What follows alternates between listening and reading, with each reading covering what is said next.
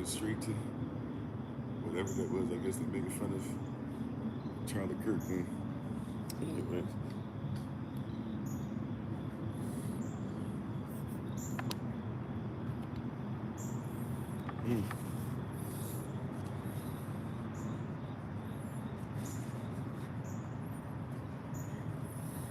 All right, shalom, shalom, peace. Hopefully all is well with everyone. Let me see if I put the light this way. Is it better? No, it's about the same. Apologize. Hopefully you'll be able to hear and see me okay. This thing looks like it's getting worse and worse.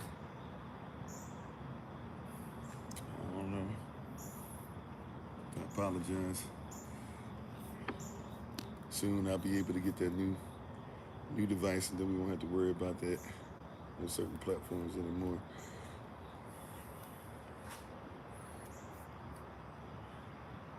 Hopefully all is well with everyone, though. Thank you for coming on with us. We appreciate you on all the different platforms you're joining us on today. Thank you, babe. I see you.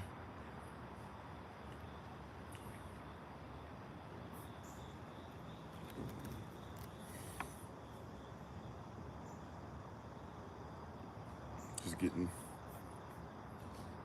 all in order. Hopefully you guys have had a great week, a great day.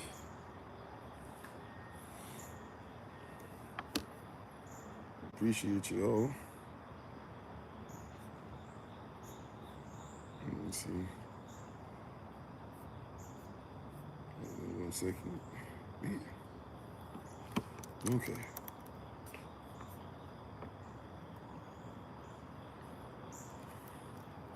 We're still on our holiday series. Hopefully you guys have been enjoying the journey. Let's see.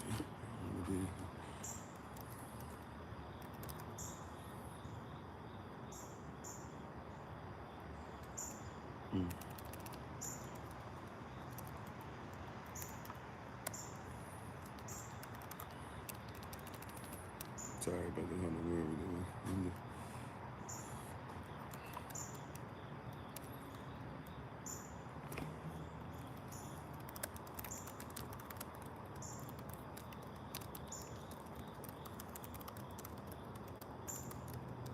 Okay. Looks like we're ready.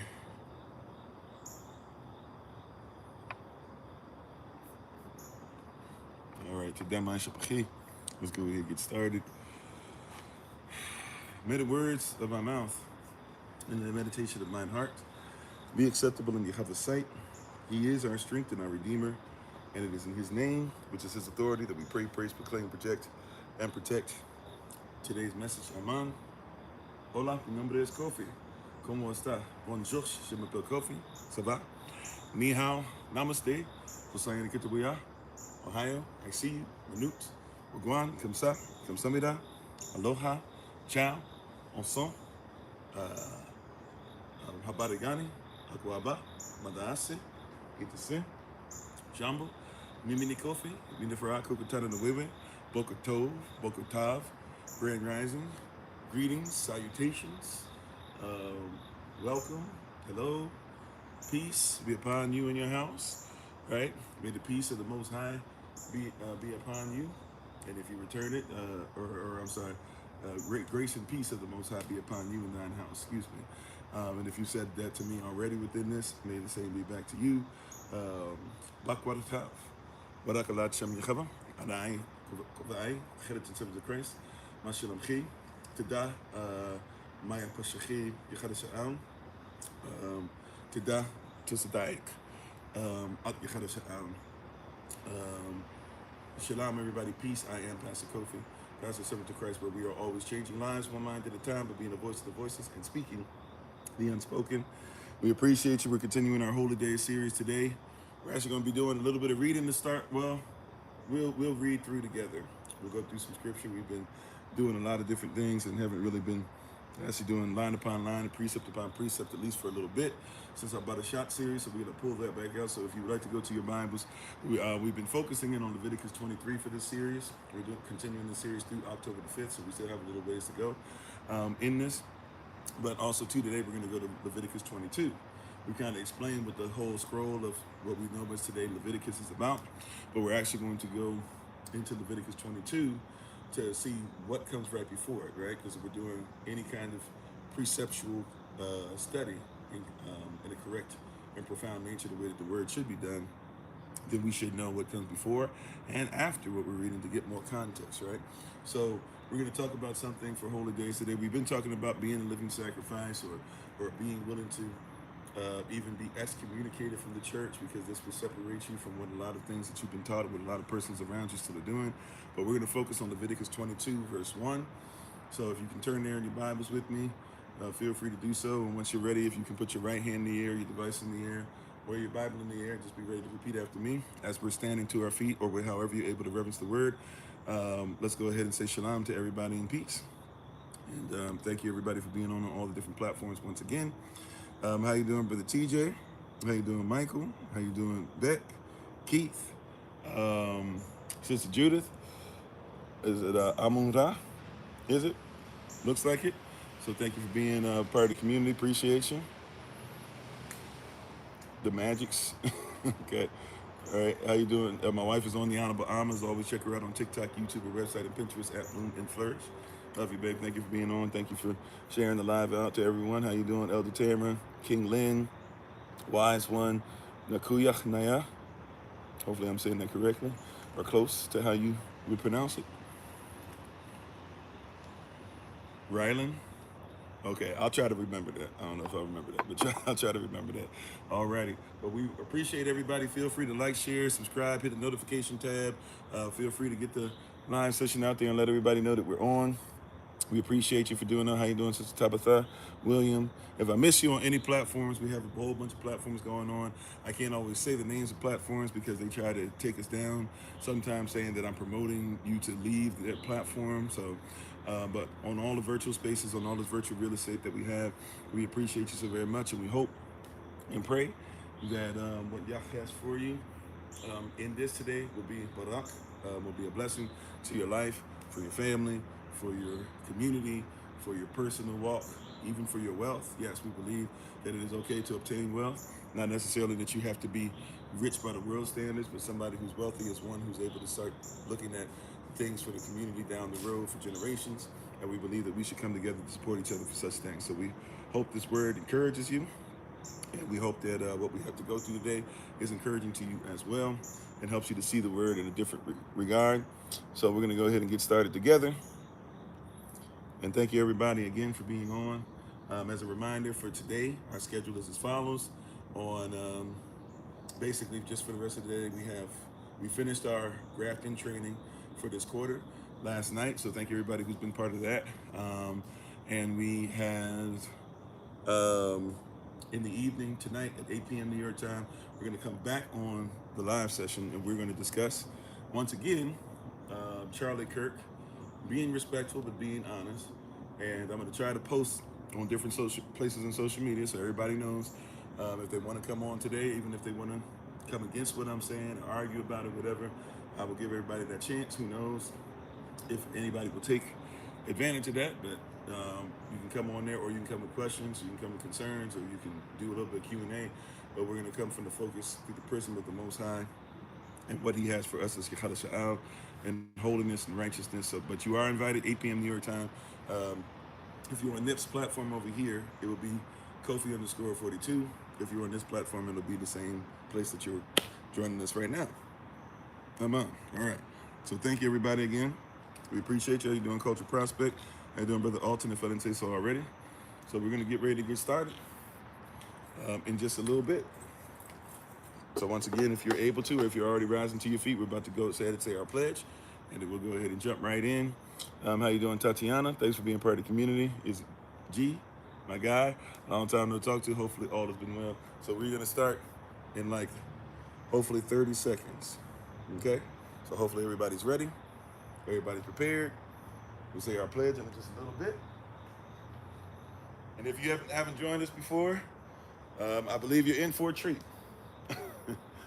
I believe you're in for a treat, especially if you're seeking knowledge.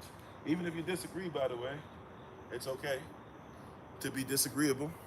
We just ask that when you question and stuff like that, you question not just for the sake of questioning, but you question as Neely Fuller Jr., if you know about Neely Fuller Jr., as Neely Fuller Jr. would have us do, hopefully that you're questioning, trying to get contextual facts that will reveal truth. And we're not just arguing for the sake of arguing, right? If that's the case, I can't really do that with you. Okay? All right, so let's go ahead and get started. You can just repeat after me. This is my Bible. This is my sword. In this will I trust. For Yahashua is Lord. No sword of God shall ever be heard. For this is my Bible. And this is Yah's word. Acham Yechavach. Aman. Which is Yechavah Shem. His name is authority. Let it be done unto us. You may be seated to go back to what you were doing in the presence of the Most High Yah. Leviticus. Chapter 22 is what we're going to focus on today. And this is, today we're going to talk about basically not having defiled or profane sacrifice. Right? Remember, the book of Leviticus, if we're going to be honest, culturally accurate, honest about the persons who wrote it, what they meant when they wrote these words, etc., whether you believe this to be mythological, we believe it to be honest and real, of course, like we believe it to be 100%. But even for those that don't believe this to be any more than just something that somebody believed. Now, if you say like that so-called white persons made this or whatever, you got an issue, because this existed before even the term so-called white existed, and so-called white persons became so-called light enough to be considered to be what you now today using colonial construct and social constructs, so-called white. So you have an issue there, right? I can't pretend that we're having the same conversation. But that being said, if you believe that it's a myth, if you believe it's been changed too much, things of that nature, we can have a little bit of that conversation today. But this, the reason Leviticus is written within context is because you have obviously Levites, the third son, coming from the third son of Yahadasha'al, or Israel. And as the third son of Israel, these persons will go on, especially we see with Moses and Aaron, which is what we're dealing with now, where they will be leading as a family everybody in priesthood. And so whatever they do, their main objective, the main objective of a Levite is to make sure that everything Israel does is clean, is lawful, and also that things are done in order to do that, that also includes sacrifices. So you're going to see a lot of different things as far as law and sacrificial law in the book of Leviticus, dealing with this scroll, or what we call the book of Leviticus. Now, when you are dealing with this, you have to be honest about this as well. This means then that we have to talk about a lot of things as far as sacrifice. When you hear terms like a living sacrifice, or Yahashua as our sacrifice, or even with the holy days, which we've been focused on in Leviticus 23, that we have to also realize these come with sacrifice. Now, we're not saying you have to do sacrifice anymore, although there is no law that says you cannot still do a sacrifice. If you do it, you have to do it 100% correct, or else it's unclean, right? That being said, we know that Yahashua is the ultimate sacrifice. And thank y'all for the love, right? How you doing, Erna? And if I miss anybody coming in, forgive me, right? So we know that Yahashua is the ultimate sacrifice. He is the sacrificial lamb, right? Barabbas was the scapegoat, right? Right? So all these different things, every single holy day comes with sacrifice, comes with offerings, things of that nature. So the Levites are supposed to make sure that they have us doing these things correctly, procedurally, right? Consistently, continually, and being. Hold on one second, y'all. I'm sorry.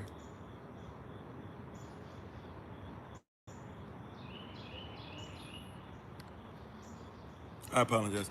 Mic check. Can everybody hear me? I don't know what's going on. Oh, there's some weird music going on.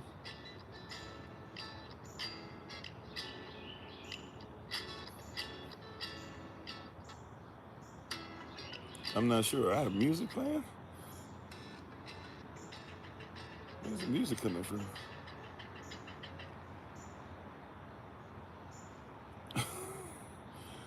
TikTok is on one. Sorry, guys.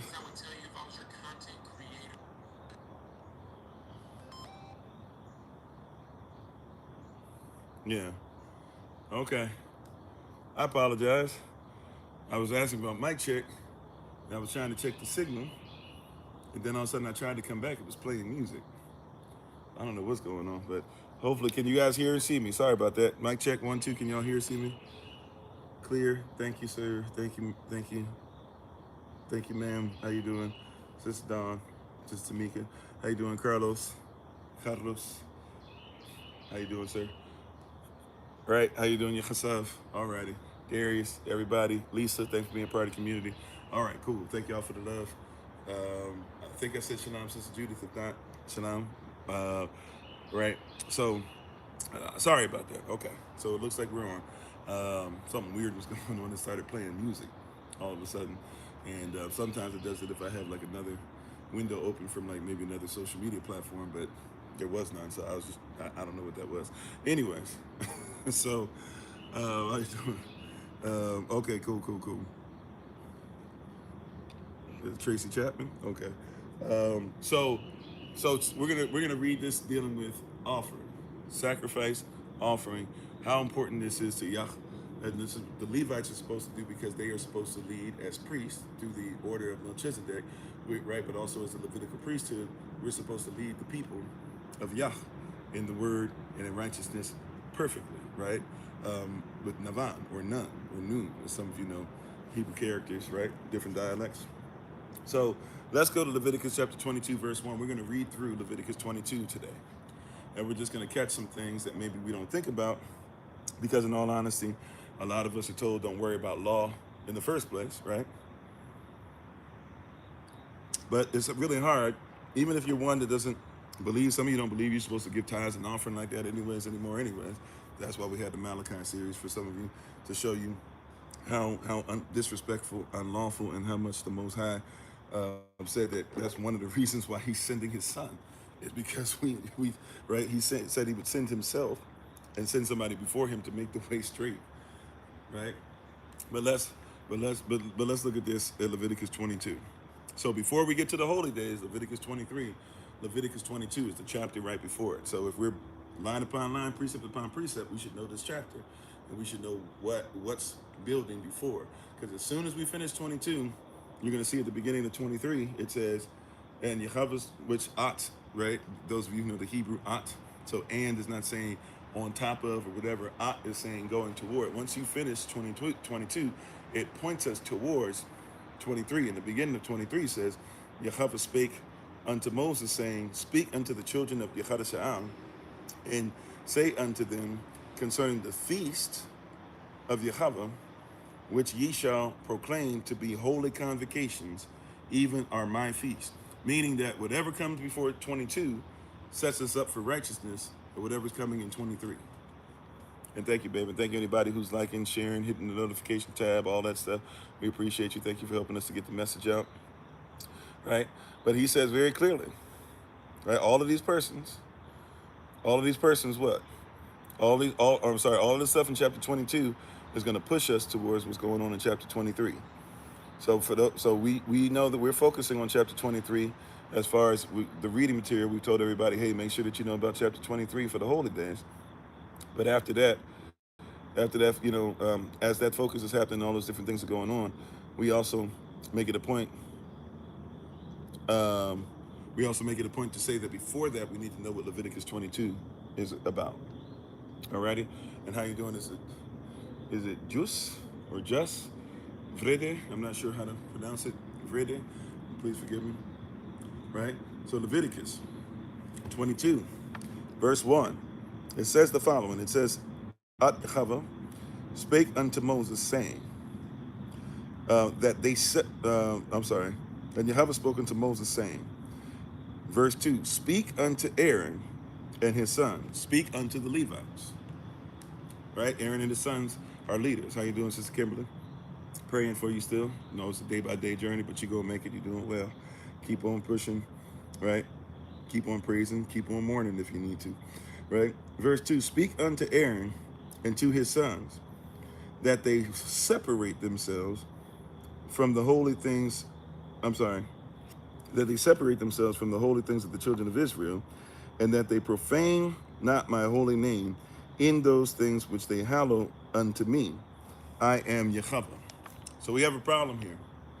And if you know about some of these already, then you already kind of don't really need me to go into this. But Aaron obviously is a Levite. He's head of the Levitical priesthood. Although Moses is head of Israel, both of them would be Levites, therefore. But Moses is focused on running all of what's going on with Israel. Aaron is focused on the Levites. Aaron has sons. His sons are supposed to be in the Levitical priesthood doing things correctly as well. But we have a problem because Aaron's sons, if we just be honest, open, and use some modern language real quick, Aaron's son be wild, right? They do some crazy stuff. As a matter of fact, it gets them in trouble to the point to where they lose their lives, right? But Aaron's sons are out of pocket. These are Levites, right? And sometimes if you're not careful, you as a Levite could be so busy performing your duties as a Levite that you don't perform your duties as a father, right? A lot of persons you've met, PKs, right? That stands for preacher's kids, even though we have children, not kids, because kids are baby goats. We don't raise goats. But that being said, right? You've heard of PKs, right? And thank you for the love, appreciate it. You have PKs and all these different things, and we automatically, right? We've been trained to be in this space, in this position where when we meet a PK or we meet a pastor or a preacher or a minister of any type, and we see their children, a lot of times we assume something's gonna be wrong with the child. We have this in us to where we're hoping the child does well because we know that the child should be coming from the house. So we know that if you are supposed to be a Levite, then your house. Matter of fact, according to the word, is it 1 Timothy? 1 Timothy chapter 3. That discusses and says, hey, if you desire the office of a helot or an assembler or a pastor, then one desires a excellent work, a tabah work. That being said, one should make sure that they have very little stuff that persons can come against you with, right? Because you should be following the law. You should be the husband of one wife, and you should make sure that your house is ruled well in all subjection. Doesn't mean that there won't be imperfections, doesn't mean that there can't be fights, doesn't mean that your children won't do anything wrong, but there should be a standard, a kingdom standard for your house, and everybody should live by that standard. We should be able to see what you believe manifest first in your own home before we start talking about trying to manifest it at huge assemblies or on street corners or over the phone or on social media, right? And so one of the blessings that's been there for me is, and my wife as well too, is that Solomon will get comments. We'll be going around. We were exercising one day as a family and walking around a little pond, and some woman was walking the dog, and she, Solomon was, little ways ahead of us, not quite too far, but a little ways away from us to where it looked like, somebody could say, who is he with? And she passes him, comes up to us and says, hey, is that your guy's little boy?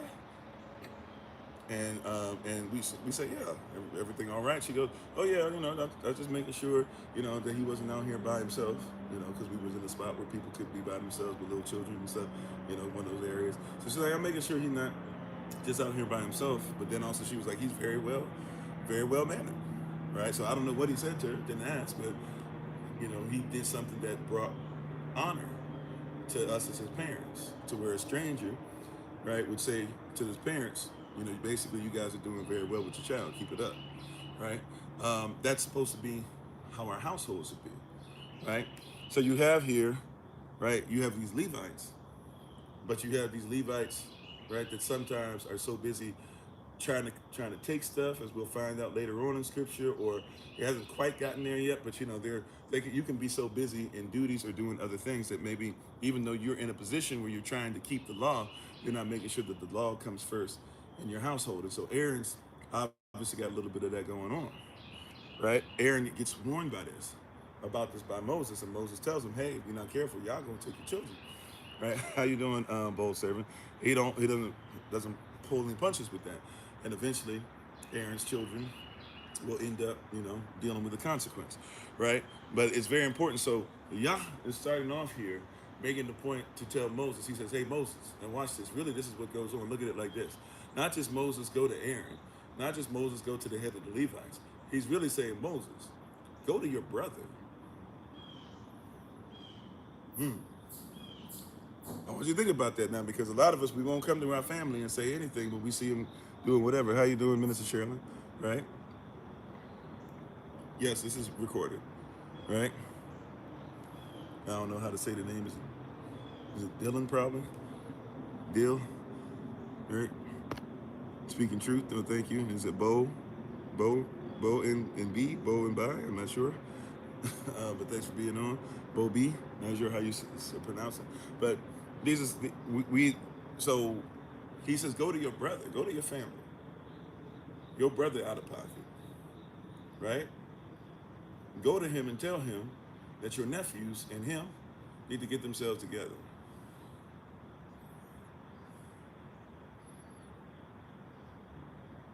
Right? Go and tell him that your nephews are out of pocket. They need to get themselves together, right?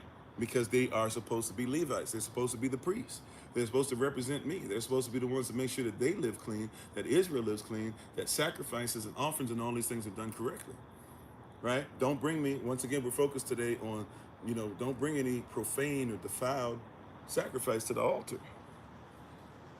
How you doing, Hebrew Views and World News? Thanks for being on again. And thank y'all for the love, right? He says they are bringing, see, watch, like we've been talking about in the series, your marriage is a sacrifice, right? Don't bring any profane or defiled mess in your marriage, right? Your children, right, are to be presented before Yahweh. Stop allowing them to be in profane stuff and just being like, oh, well, they'll get over it when they get older. I'll let them date, even though dating's not in the Bible. It's cute. It's prom. No, it's not. No. We don't do that, right? If they go to prom, they don't have to have a prom date. You can be their prom date. You know what I'm saying? Father, take your daughter.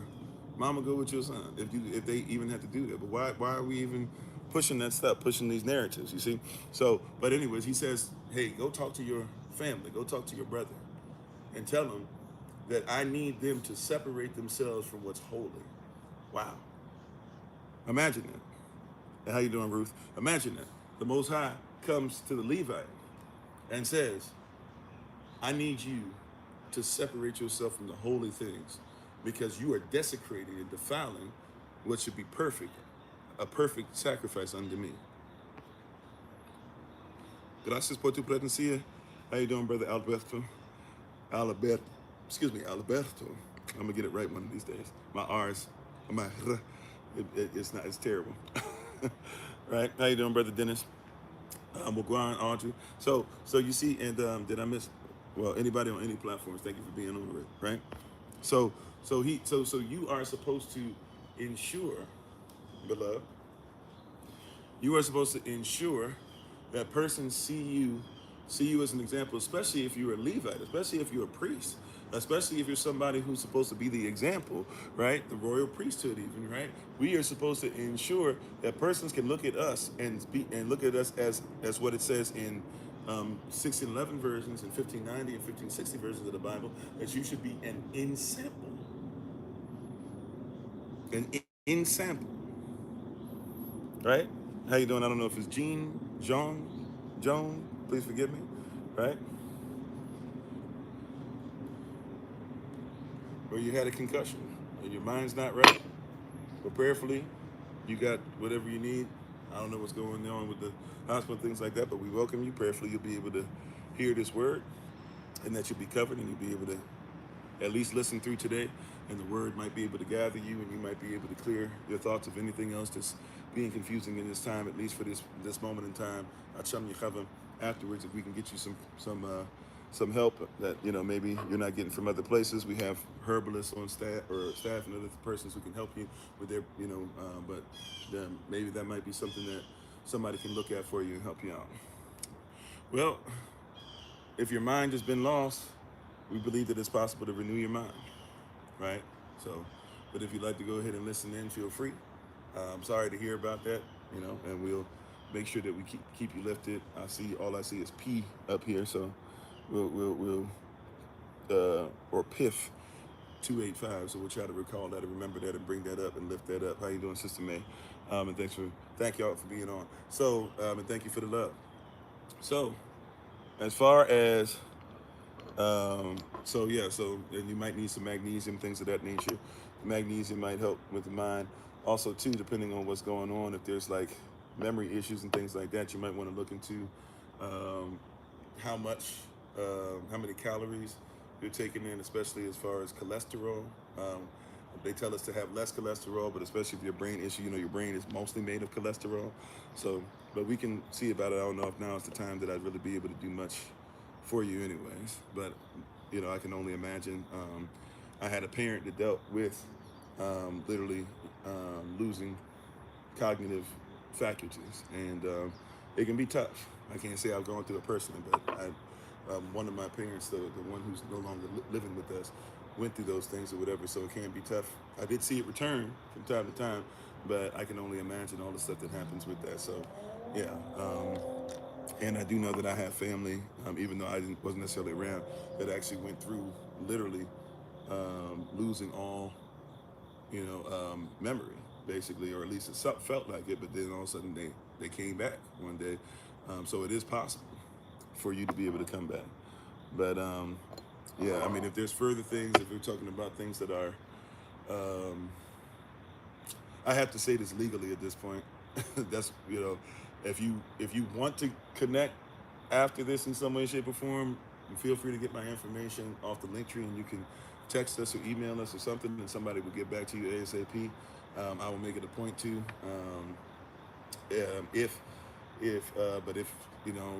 If something like that, outside of that, I can't really do anything for you. So I just would have to say at this point to make sure you're covered, and to make sure, unfortunately you have to do this, make sure we're covered as well. But if it's to where you're speaking like that now, certain things I have to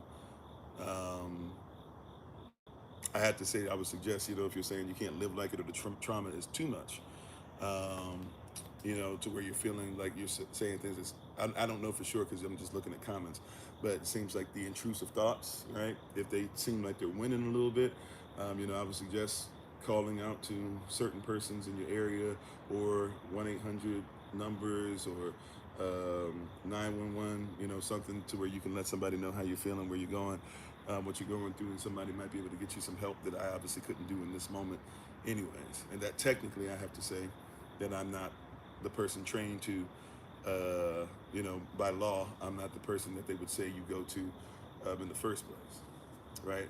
I'm here for you, but I'm just being honest right now, especially because I'm in the middle of a live. I can't do but so much, but we know that the Most High has great things for you. We appreciate your presence. You even being in here shows that, you still have faith of some kind, and hopefully what I'm talking about today may in some way help. But thank you for being on. That's all I can really say at this point, right? Yeah, if you got to go to the nearest hospital, something like that, no shame. I had to do it myself when I was having intrusive thoughts and my life was falling apart. And I was on the 4th floor, the VA. And if you've been to the VA before, you know what that means. So, and I was there for a couple weeks, right? Trying to just sit there and do what I had to do until I got better. So, sometimes you got to do what you have to do. But praying for you. I'll try to reach out to you later. I'll try to take a screenshot of your name, and I'll try to see if I can reach you through DM, or once again, if you want, feel free to look at our on our main page on this platform, and look at our link tree, and we'll try to get back to you ASAP. But thank you everybody for being on. We appreciate you. How you doing, Kelly? Thanks for being part of the community. They call it the G building in NYC. Yeah. So, but we believe that Yah can heal all. Oh, okay, 988 is the crisis line. Thank you. And how you doing, Sister Renee? So 988, if they were feeling like that, feel free to call in. I have to make sure that I say that, and we're pulling for you. We're rooting for you. And we believe that all things work together, and that this too shall pass. They seem like cliches. It's real. We got to put the work in. And when I say we, I don't mind it being we. We can put the work in, but for right now, if, I would just suggest that you do that. I haven't seen you on here for a little bit, so prayerfully that's what you went and did. And hopefully, we'll hear from you later on and talk to you later on. How you doing, Brother Jermaine? How you doing, Brother Dwayne? All righty. Everybody, Lonnie, Darren, everybody, thank you for being on. Love y'all so much. We appreciate you. And by the way, since that's been brought up, we're going to get back to what we're talking about in Leviticus. We're in Leviticus 22, if you're not aware. We just read verses 1 and 2. We're going to keep on going. We're talking about making sure we bring no profane or defiled sacrifices before the Most High. However, also, too, we don't want you to be defiled, unclean in ways to where you're having intrusive thoughts and things like that as well either. So if you're having any thoughts like that, 988 hotline, 1-800 numbers that they have out here. Contact us. Let us know. There are persons that are here for you to help, right? We'd love to walk this path with you, but we want to make sure that you're holy and righteous. So if you need anybody, should never feel ashamed if that's where you get to, right? I don't care if you're in leadership or not. You should never be ashamed. I was, when everything happened with me, I was an assistant pastor on my way up. And all this crazy stuff happened with me, and it took me a long time to get back on my feet. That's okay. To get back on my feet mentally. I was preaching, teaching, playing music, dancing, shouting, and still, was going home and, chopping up stuff and stop chopping, and every once in a while look at your wrist. And I'm not trying to, sorry for, trigger warning. I'm just being honest, being real with my story, right? Like you can have some of those things that happen. It doesn't stop you from being a great person. It means that you're going through what human beings go through. So if you're going through those challenges, feel free to take care of yourself, okay? I say that to you because I love you, right? If you haven't heard somebody else say that today, or haven't heard that enough, or I know sometimes I reach out to some of you all. I reach out sometimes to even the persons that are part of SOC. We have quite a few truckers and persons who do travel and stuff. And, sometimes it'll just be like, man, thanks. It's nice to hear somebody actually cares about me, and something like that small. So if this reminds you of nobody, like, I really want you to do well. I want you to succeed. God does as well, right? And y'all loves you, so do I, right? But I genuinely, want everybody to, it's not Yahweh's will that any would perish, but all would have everlasting life. And that's the goal. So we want you to live your life to the fullest, to the greatest, be the greatest that you are, and continue to move forward in Yah. Am I? All right, I'm on. How you doing, Henry? We're in Leviticus chapter 22. We just read verses 1 and 2. We're going to get back to verse 3. Leviticus chapter 22. So verse 1, Moses is spoken to by the Most High. Verse 2, the Most High says, you need to tell Aaron and his sons to separate from the holy things because they're wilding out. That's wild, right? He says, you need to tell your brother, you need to tell the person who's supposed to be running the priesthood that they need to separate themselves. He hit him with Ezekiel 34 scripture, right? He said, like, you guys are touching things and you're defiling them because you yourselves are unclean. Get it together, in essence. Sometimes we need to say that, especially to the leadership. Leadership that tells and teaches us that we should not make sure that we're following laws. Leadership that tells us to celebrate Christmas, although the Bible says, Jeremiah chapter 10, verse 1 through 5, says to stay away from all that. Meanwhile, they don't know, they're telling you and I not to make sure that we're dealing with Feast of Trumpets, Day of Atonement, Feast of Tabernacles, etc. Right? You hear what I'm saying? Like these are the things that he says, hey, Moses, talk to the leadership and tell them right now, they can't be around what's holy. How you doing, Minister Keita, for that and say so already, right? Says right now, Moses, you got to talk to the leadership and let them know, right? Let them know that, hey, they are messing stuff up. They are defiling because they are unclean. That means that whatever's holy that's set aside for me, as soon as they're in the vicinity, as soon as they touch it, as soon as they breathe around it, it's unclean.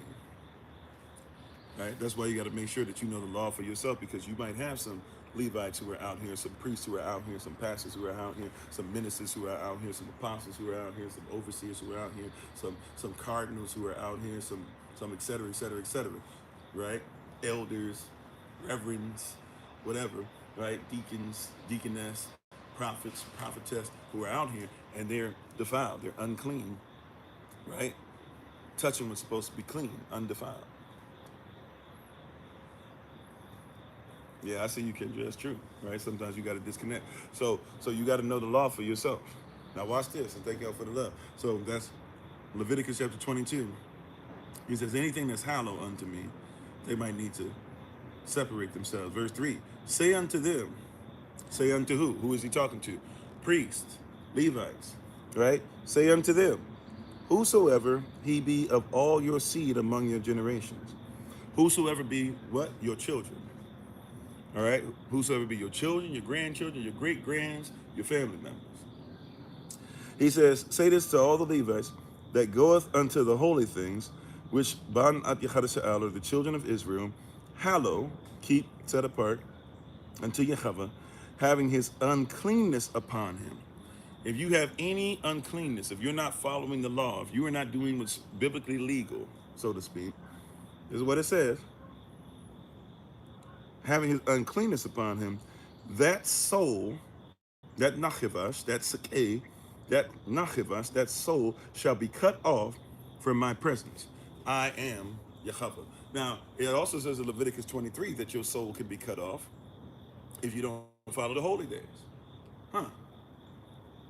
But we're gonna stick in chapter 22. We're gonna make our way, because remember, we've been our focus has been chapter 23. That's where we get all the days and what we're supposed to do and how many days, and they're all convocations technically, or at least have convocations in them depending on how many days they are. Right? But we're supposed to make sure this stuff is there. The law never changed. Right? How you doing, DJ COVID? Thanks for being part of the community. Right? So, and all these different things that are going on, a lot of persons might not catch this and realize this, right? But the law, right, doesn't give us rights, it protects rights. And therefore the law is protecting us. And if somebody is coming unclean, if we're allowing, I don't care if they're leadership or not, if we're allowing somebody to remain unclean and we don't challenge them when we see unclean behavior, what we're saying is, right, because sometimes I, as leadership, I mess up too. I've been messed up. I mess up every day to a certain degree. I'm not, right, because I'm human. So I might mistake something for something, or I might do this, or I might misread something, whatever, every day. But if we create an environment that's not a safe place, remember we're in hashtag a safe place, right? If we create an environment that's not a safe place, to where you can't even come up to leadership. That's why we do Q&A as much and as long as we do when we do it. Because if you can't come to leadership and say, hey, what's this right here? Or even, okay, you say this, but why did you do this? Or you say we believe this, but why did we do this for this holy day? Well, I was reading Leviticus 23, and the math ain't mathing. You should be able to do those things. You were taught not to. You were taught to be afraid to tell the truth, or to say that I see something that doesn't make sense. But the reality is that we should be in a position, and Shalom is sage of wisdom, Akashic, right? Sage of wisdom, how you doing? So we should be in a position to where we can try the spirit to see if it is Welacham, or as you guys were raised, try this, or a lot of you were raised to say, try the spirit by the spirit, right? If what you say is correct, then it should be done correctly, and I should see certain things happen, right? When I do what Yah says, I should see certain manifestation. If you say if the Bible says this is a standard for marriage, and you're telling me this is what the standard for marriage is, then I should be able to execute within that standard and see exactly what Yah says happen. And how you doing, Brother Henry, if I didn't say so already, and thank y'all for the love. How you doing, Michael Ladero, Rawl Brown? Thanks for being part of the community, right? That's right. If you can't ask a question, that's right, it is a red flag. And I think I said Shalom, Sister Jennifer. If I didn't, please forgive me, right? It is a red flag. If you can't, right? If you can't ask a question, right? If you can't have a question answered, if you're not allowed, that's a red flag, right? So we should be doing it. We should be the standard. We should be able to give this. What does he say in verse 3 again, right? If we're coming in, so if we can't question, or if we see somebody being unclean, if somebody brings something unclean still upon them, right? If somebody brings something unclean still upon them into the community, the whole community can get messed up.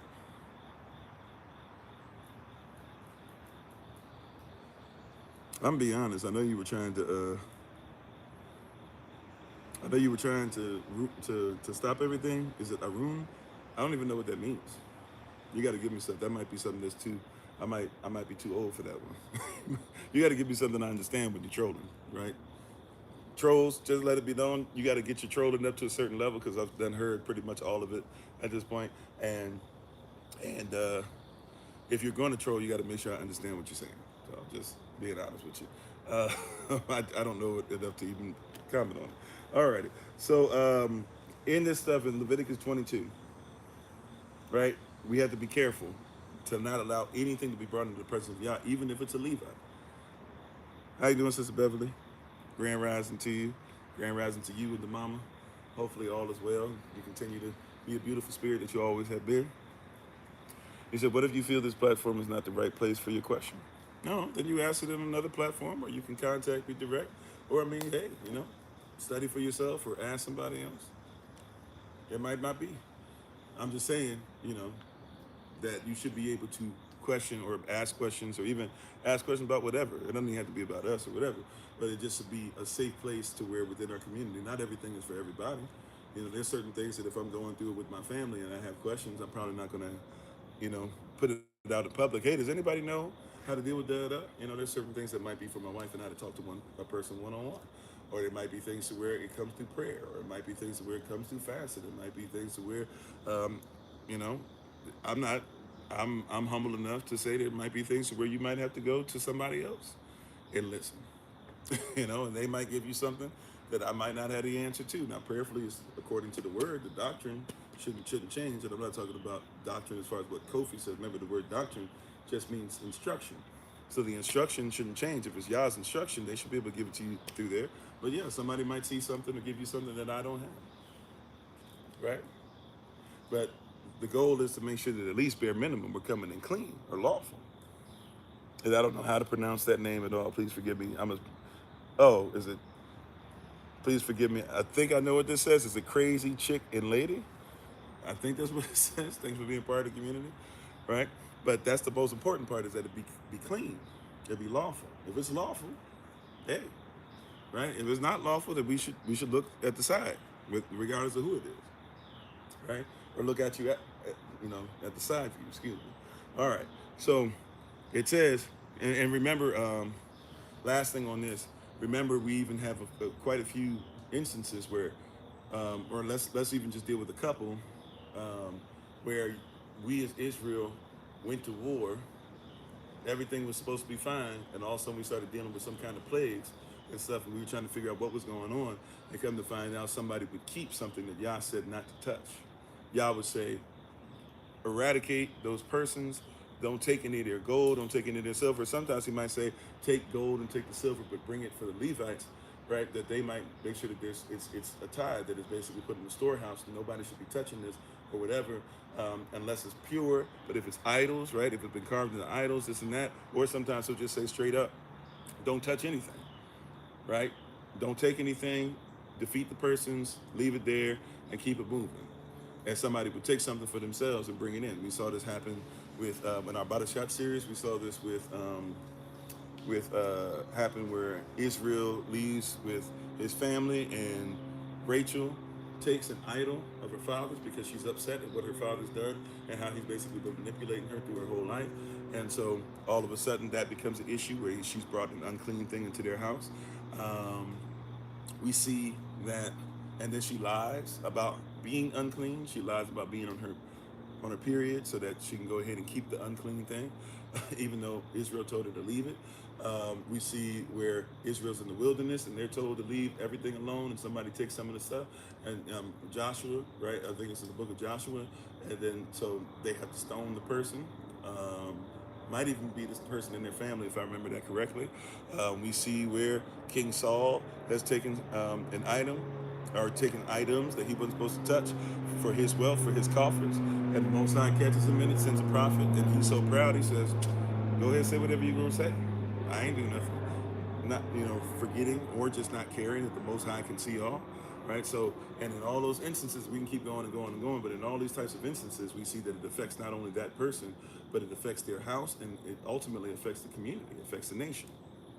So we have to be careful. So this is why the Most High says, hey, Levites, if you're not going to get it together, separate yourself, right? We're still in the holy days. Holy days is coming up, but just roll with me. We're putting Leviticus 22 right before Leviticus 23. He said, advice on what to do if you're awakened, but your fiance won't change. Love your fiance. First of all, as far as the Bible's concerned, we don't do dating. So I can't really give you dating advice, but especially if you guys have been, let's say possibly you guys have been, is it copulating? I don't know if that's the word, right? I might be using the wrong word, but if you guys have been in any entanglements, the Bible already considers that to be marriage. Now, it's not marriage, maybe depending on how you did it or whatever. It's not the way that Yah would want it, but you love your wife. The Bible even says that it can be the behavior of the believer, the believing spouse, that changes the behavior of the non-believing spouse. But pray about it, seek Yah about it.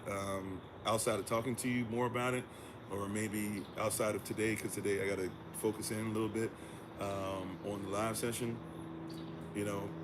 Prayer, fasting, speaking about it, having you guys talk to somebody.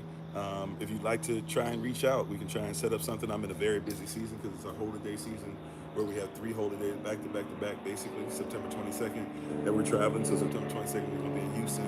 October 1st we're going to be near Marietta, Georgia, and we're going to be in Red Top Mountain State Park. So we traveling. But in essence, just because one doesn't believe, especially when you got together, you had a different belief system. That's different, right? When you got together, if you had agreed on one thing, and now all of a sudden you're agreeing to something else, that's different. If you knew the word and knew the truth and knew that somebody was, in a sense, a stranger as far as they were foreign to the belief system, right? And I don't mean completely foreign, but foreign, right? They could be Christian, but the Christian is not a follower of the way, right? So if you knew that and you got into that kind of situation, it's kind of unfair to ask the person to change and right overnight, but also too, like the Bible says, that's the reason why we get with believers. So now there are times where persons in the Bible have been told get with somebody who's not doing what they're supposed to, as an example, but that's an extreme example. That's like an outlier. But if we get with somebody and at one point we got together and there was agreement and this is what we're going to do, this is what we're going to believe, it's it's kind of unfair to be like, hey, but that's a fiance. Fiance is different than wife, even in the world, right? So I don't know, but once again, I'm not here to tell you who. Yes, you marry a person. No, you don't marry them. I give you the word, but also too, I would suggest maybe having further conversation outside of this, if that end up being possible. How you doing, Sandra? Thanks for being part of the community. How you doing, Albert? Thanks for being part of the community. Fanny Lou, Shalom, peace, peace, peace. Welcome back again. And how you doing? Is it Sudjit up? I don't know if I'm saying it correctly. I think so. So we want to make sure that we're correct in that. How you doing, Sister Deborah? Shalom to you, peace. And Sister Deborah, if you're around, I think I saw you earlier. I don't know if I said shalom to you. But yes, so we want to make sure that we have a righteous mindset as far as that. Now back to Leviticus 22. Leviticus 22, verse 3.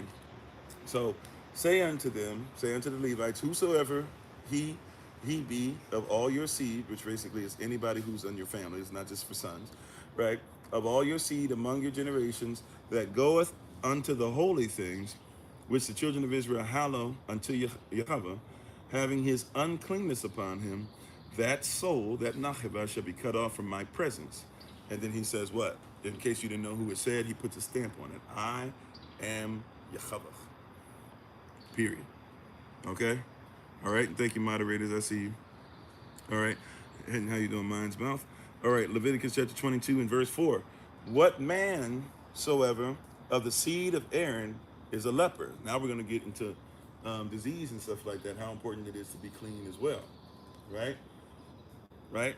So, and especially because they were all living together. One of the missing ingredients to a lot of this stuff, everybody talking about, oh, you don't have to worry about that. This is a group that's living together, right? We travel together. Pillar of cloud by day, pillar of fire by night tells us where to go. All right, so this is a missing ingredient for a lot of us in a lot of these things that we speak on. Right? So let's make it a point.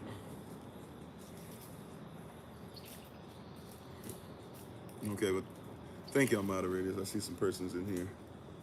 Well, okay. Well, thank you, moderators. As far as the children of Israel being so-called black, the Negro, locks, things of that nature, we don't have a problem with that or whatever, but we're also dealing with nationality as well. Right? So let's see. So I'll leave that there for now. Leviticus 22, where are we at? Okay, so we start talking about, yeah, verse 4. What man soever of the seed of Aaron is a leper, right? What man soever of the seed of Aaron is a leper, right? That's a serious unclean thing. By the way we were, that man would have had to go on the outskirts of the city, right? That man would have had to go on the outskirts of the city. Okay, truth. I didn't say that so-called black persons aren't. You know the difference between a Negro and an African, right? If you don't know the difference between a Negro and an African, then you right. Then I don't think you get what I'm saying, right? You're arguing. We're actually saying the same thing. I'm telling you that nationality is more important, right?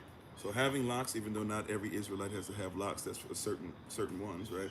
But that being said, having locks, having your beard unshaved, um, being somebody who's swarthy, all this stuff, but not right. That's not any issue that I have, right? But I'm talking about nationality, right?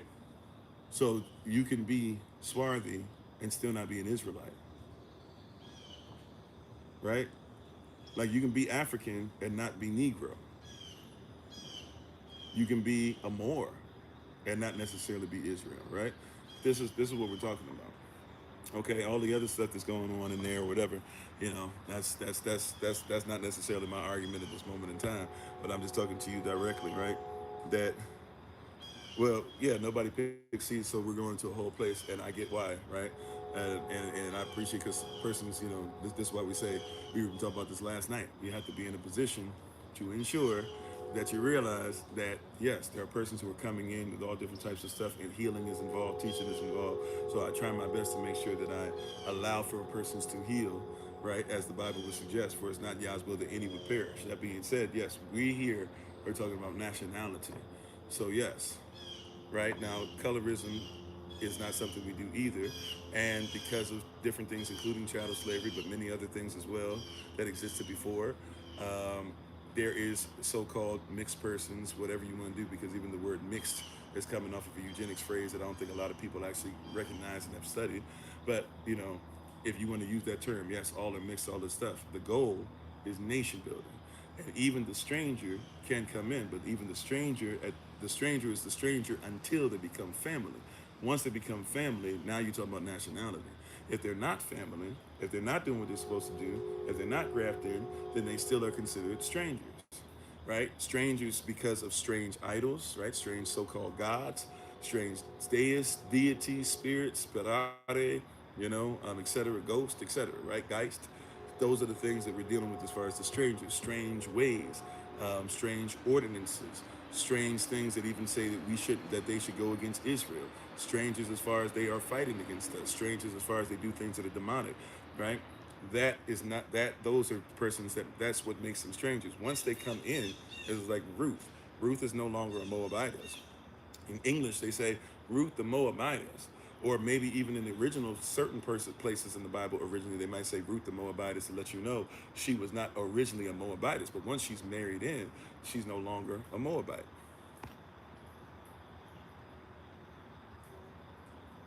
right?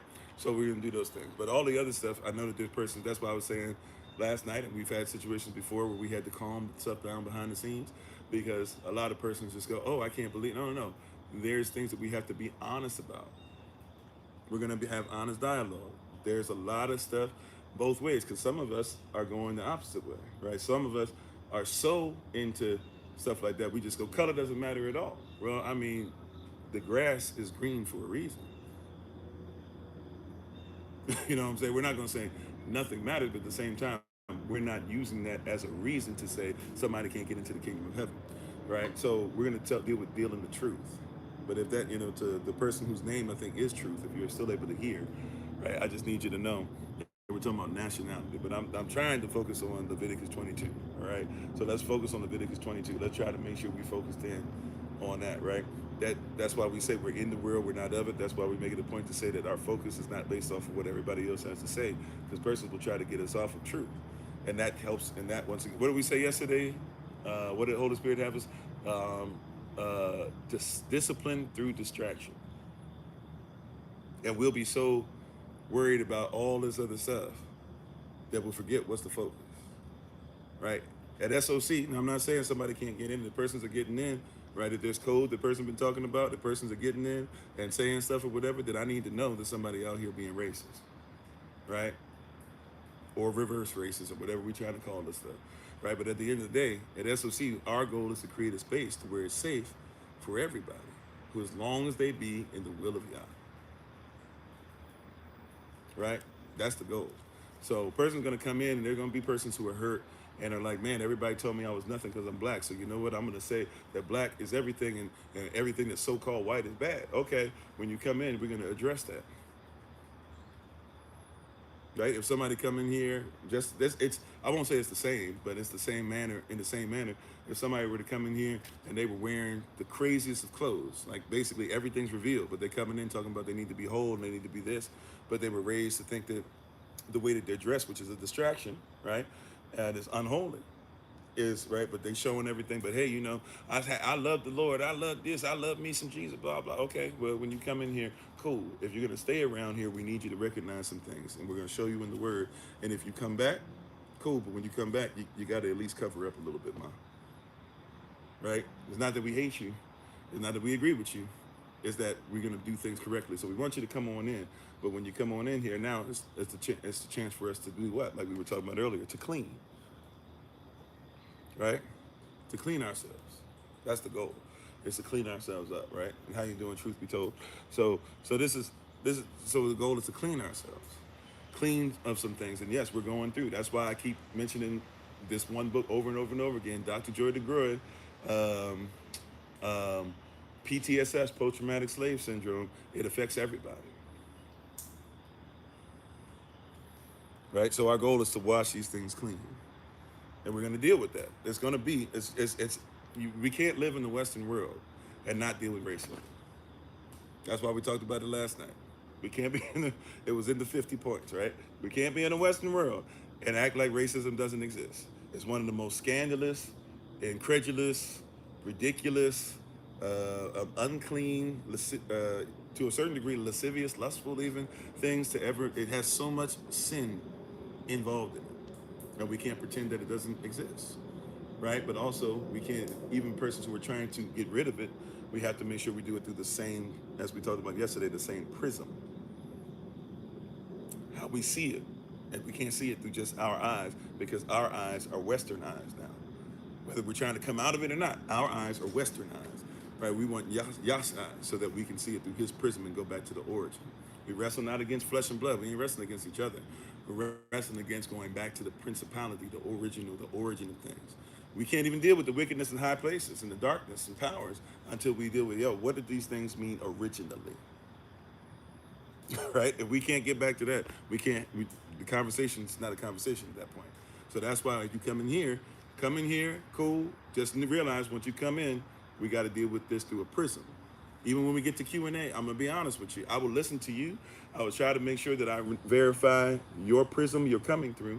I will even be honest enough to look at it through your prism. But then after that, if you're questioning something, and especially if it's saying, hey, well, your prism or what is really Yahweh's prism, I question this, then I'm going to say, well, you're not looking through the same prism.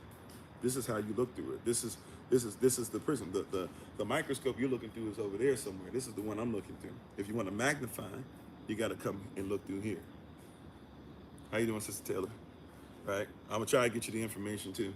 I haven't had a chance to catch up with the person. It was late when I finally was able to try and reach out to him, so I haven't got a response yet. And if anybody is in need of any help with food or anything like that, let us know. From time to time, we have Sister Taylor's able to help in various ways.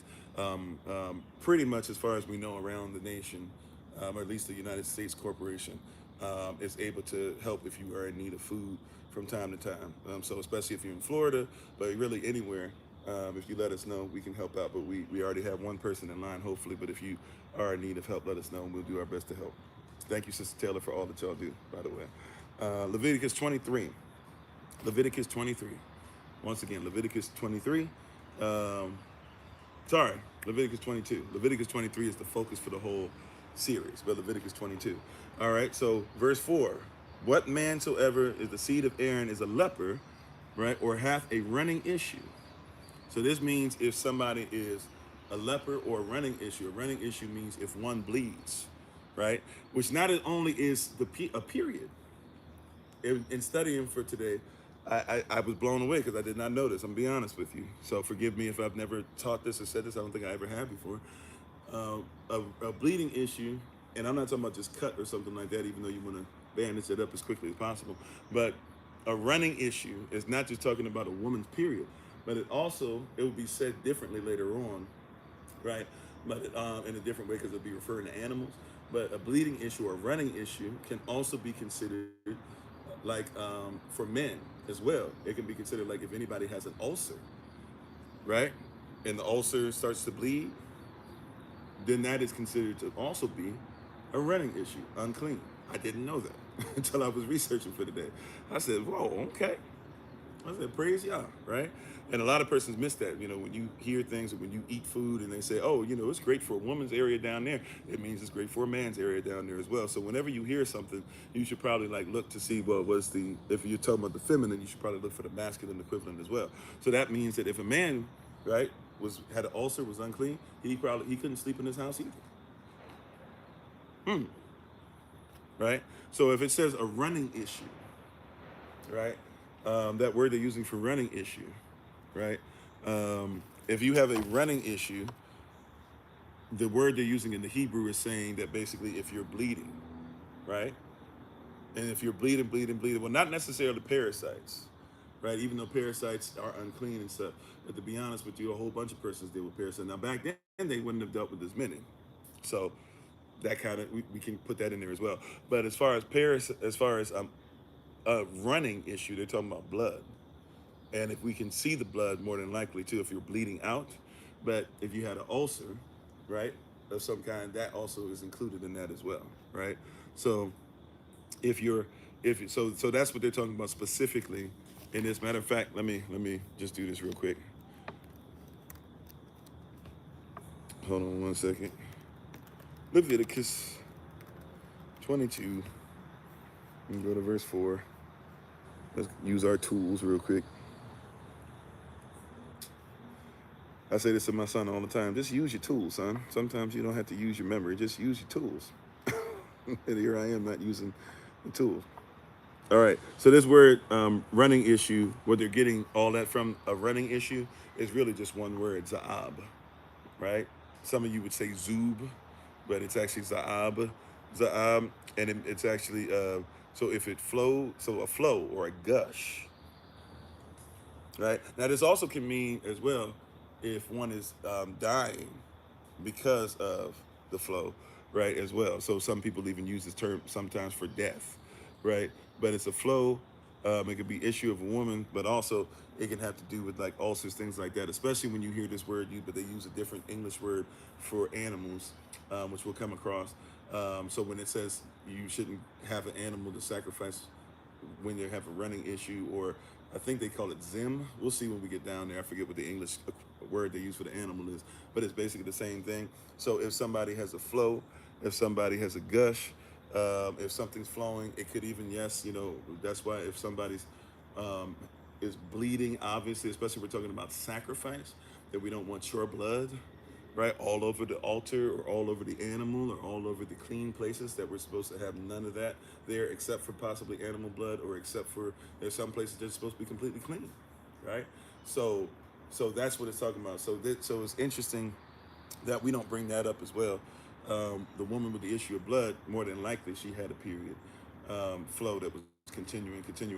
That being said, also too, men can be unclean because of too much blood flow as well, right? So it's really Za'ab, right? I would phonetically spell it Z-A-A-B, but a lot of you will probably hear it said Zoob or you'll see it spelled Z-O-O-B. That's modern Hebrew. Za'ab, right? And Za'ab is talking about something. So when we see that word there, running issue, just kind of wanted to share that with you, that a running issue is not just talking about a woman's flow only. It's talking about blood, right? And we're talking about a lot of blood as well, too. There's a, when a woman has a period, that's something. But the real place where it becomes like extreme, because remember, in a lot of homes, even tradition started to have to where you had to, when you say something is the master bedroom, that's because you might have a bedroom for the master, right? And in our culture, at least, the wife would sleep with her husband, but she might be on her flow. And so, especially if you can afford to take care of her in this regard, you don't have to kick her out the house. Although some persons couldn't do so they would have to leave the house, right? But you have her in another room because she's unclean, right? But you make sure that she's not kicked out the house, right? So you have like a master bedroom. You can have a bedroom that's for your wife as well. Look up royalty, by the way. This is a regular, normal thing, right? Just like a lot of you have closets that are just for your wife, and some persons had rooms that were just for their wives. But you had situations like that. But also, too, if the man, right, was out there, we forget that, well, if he's unclean and if he has something or something's going bad or he's not healing, or remember, it even just talked about leprosy. And when you're dealing with leprosy and you start talking about blood, well, then you have a flow as well that's very problematic too. So the context of it is where if a male or female, that's why it says, if you notice here in verse 4, it says, what man soever of the seed of Aaron is a leper or hath a running issue, right?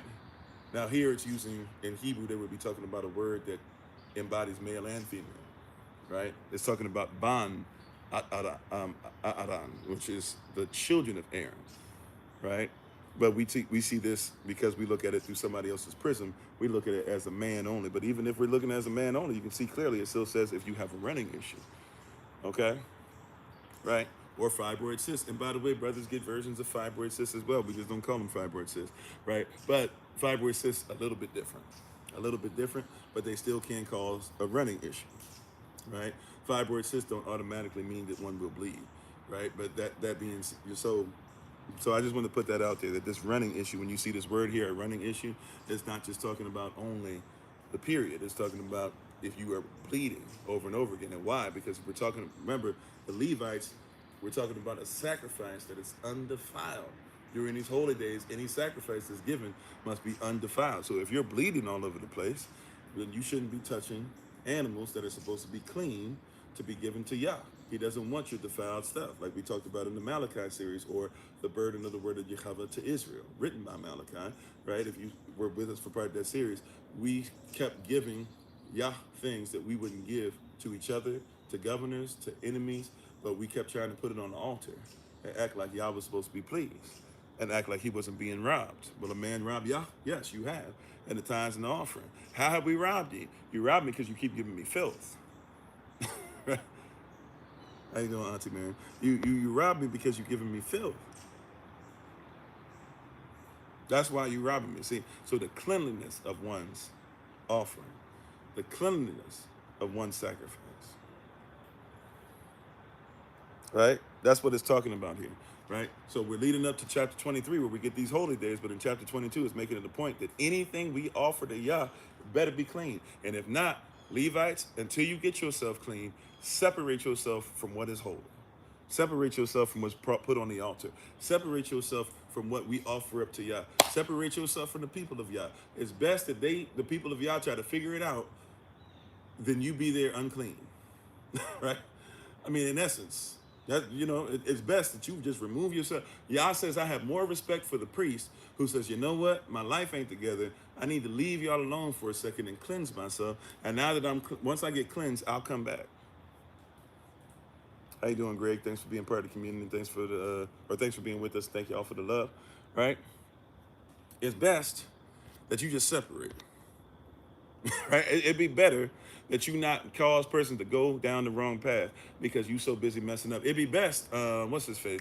Pastor John Gray, not to be confused with Dr. John Gray, who wrote Men Are From Mars, Women From Venus, but Pastor John Gray over in the Carolinas, I believe he's in the Carolinas. It's best for you, Pastor Gray, that you just admit that you got an issue. Stop telling everybody. Now you're trying to lie and tell everybody that you were a virgin till you met your wife, and that you never penetrated a woman except your wife. And literally, you had a whole thing to where we had you on tape, and you were asking a woman if you can go ahead and get edible panties for her, so when you're cheating with her, you can go ahead and lay down with her. Pastor John Gray, just tell the truth. Separate yourself. Get yourself together.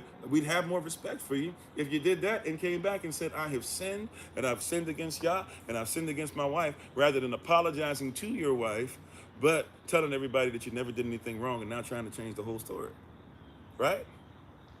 Bishop Jakes, much love for you, sir. At a point in my life, I needed Bishop Jakes. I needed your words, the words of Yah, the way that you said them in my life, right? There's certain things that I've kind of grown past now, but where I was and what I needed at that time, especially, and I'll be honest, even though people would question your manhood and stuff, as a young man, I needed to hear you talk about some things that really helped me and blessed me, and I still hold to this day because they're honestly of the word. They're not of you, they're of the word. And so why would I not hold on to them? That being said, the word also tells us as leaders that we should make sure that we get away from the very appearance of evil. And so because you wanted to be around, the Michael Irvins and the Puff Daddies and all of these, what's his face that does Medea, Tyler Perry's and all these other cats out here, because you wanted to do all that, you look bad, right? And you could easily just ask for forgiveness for putting yourself, bare minimum, putting yourself in position to look like that and putting your congregation in position to look like that, right? You could ask for forgiveness for trying to sweep things under the rug that are coming out, right? Trying to act like and pretend like your son didn't do certain things and that your daughter can get away with this and blah, blah. And if you would just admit it and cleanse yourself, if you had cleansed yourself in the beginning and said, hey, I got issues going on, so be it. What's his face? Forgive me, I don't know the pastor's name. His wife just passed away not too long ago. Much respect to him. I don't know what his title is, if he's bishop or pastor, but I think he's a bishop as well, right? He seems to have done a lot of great things for persons in the past. His wife passed away, I think, because of cancer. Please forgive me if I'm saying the wrong thing. And all of a sudden, it came out that not only he was cheating, but he had been cheating while his wife was there. And what did he do? Oh, well, I'm going to go ahead and leave. I think it's time for me to just go ahead. I'm going to go ahead and retire. No, tell the truth. Tony Evans, thank you. Somebody needs to hear if you did do this. Somebody needs to hear that you did wrong and that you're getting yourself together and that, right, rather than you going to leave and then everybody's going to be all of a sudden, where's Tony? Where's Tony? We need to hear from him. Then you come back and try to pretend that nothing happened. This is what's going on with the Levites here. Yah says, hey, I have more respect for you if you would just make sure that you separate yourself from my people. It's best that you just do that. Get your life together. Don't touch what's holy. And by the way, if you don't touch what's holy, can we put it in today's standards too? Don't touch my people, because my people are holy.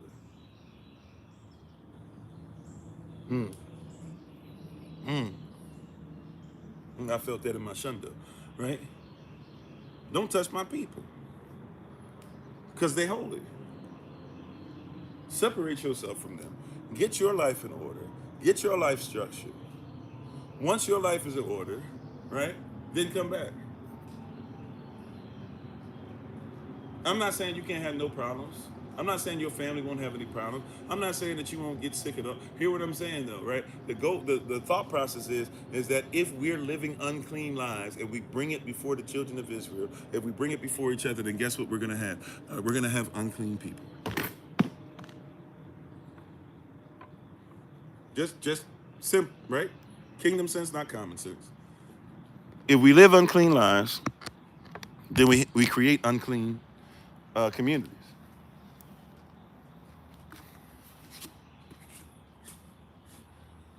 Right? That's pretty simple. If we live unclean, we'll be unclean. If somebody's sick and they bring this thing around, it makes people contagious, then I can't be upset when others get sick. And man, does that word sting. Because if I be honest, in my own family, I've been doing some in-house cleaning, which is going to basically, at some point,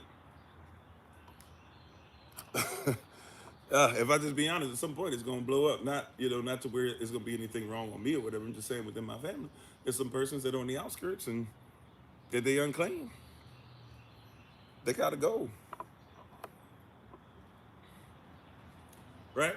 Because if I keep bringing them around everybody, right?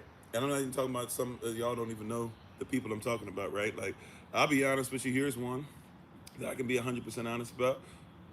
Well, I don't know. Maybe I shouldn't in this platform, right? But there's somebody who, basically had a big hand in raising me. right? And this person is doing some stuff that's unclean. Love you, but and they ended up separating themselves anyway. But love you, but yeah, you know, I gotta call it out, and I can't have it. I can't have it around my son, especially, right? Let alone have it around the children of Israel. Can't have it around myself because if I allow it around myself, what do you think happens when I'm around somebody else?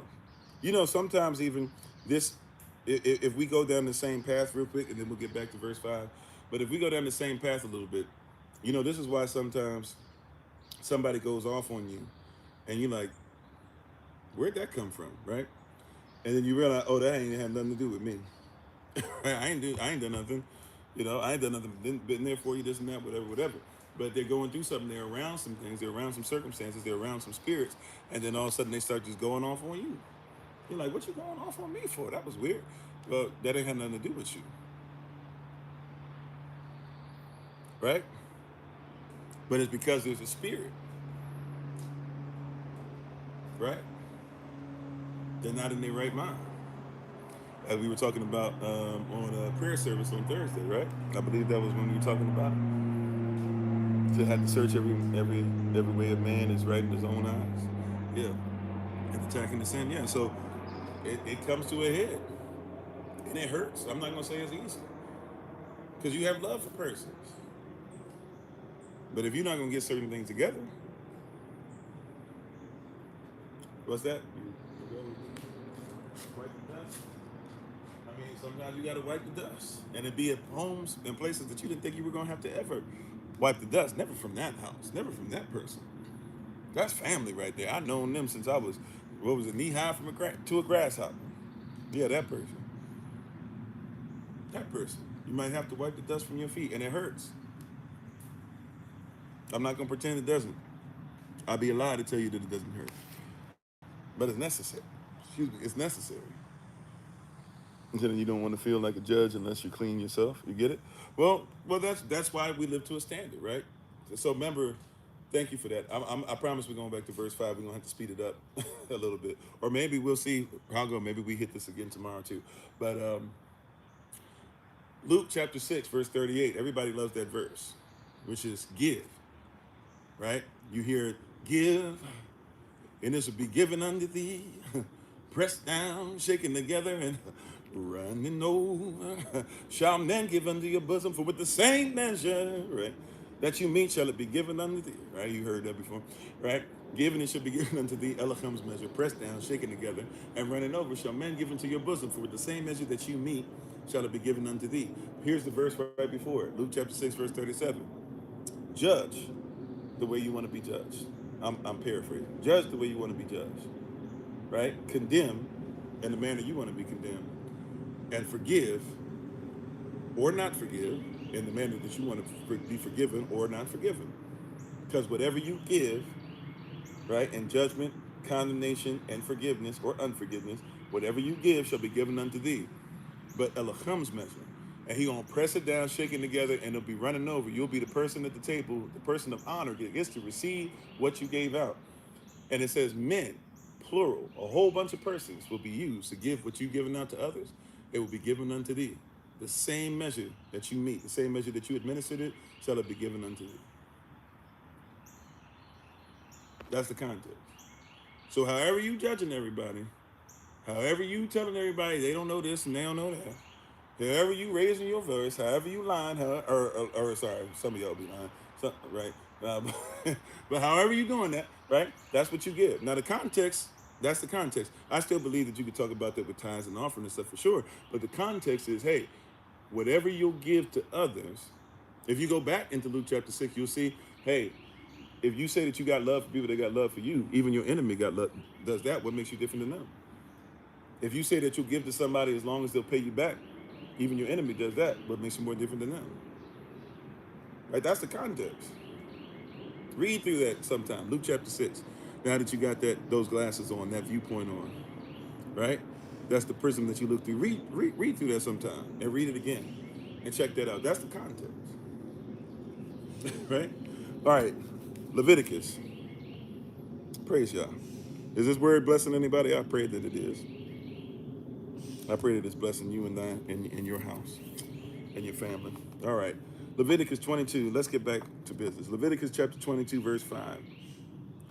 Or whosoever toucheth I'm sorry, we didn't finish verse 4. What man soever of the seed of Aaron is a leper, or hath a running issue, he shall not eat of the holy things. Separate yourself. You're unclean. Until he be clean. And whoso toucheth anything that is unclean by the dead, or a man whose seed goeth forth from him. Verse 5, or whosoever toucheth any creeping thing, whereby he may be made unclean, or a man of whom he may take uncleanness, whatsoever uncleanness he hath. This is even saying, so if you touching stuff that's in the ground, a lot of the stuff, insects, bugs, all that stuff, you go fishing, cool. Make sure that you get yourself clean. We should know this, but then it's also talking too about, it's the same context, right? Uncleanness, right? There's the physical, there's the spiritual, there's also the soul. Right? A lot of persons will miss that. There's also the soul. It's going to talk about soul. It's going to be an interesting conversation we get to in soul in a second. Believe it or not, somebody going to hear us talking about soul and be like, wow, I would have never thought about that. Right? Because we're going to see it talk about animals and soul. And persons have asked me before, do animals have souls? This will make it kind of concrete for you. Right? You said you ate some chicken feet? I mean, I guess chicken is clean. The chicken feet got a little bit of something on there. I've never done chicken feet a little too gelatinous for me.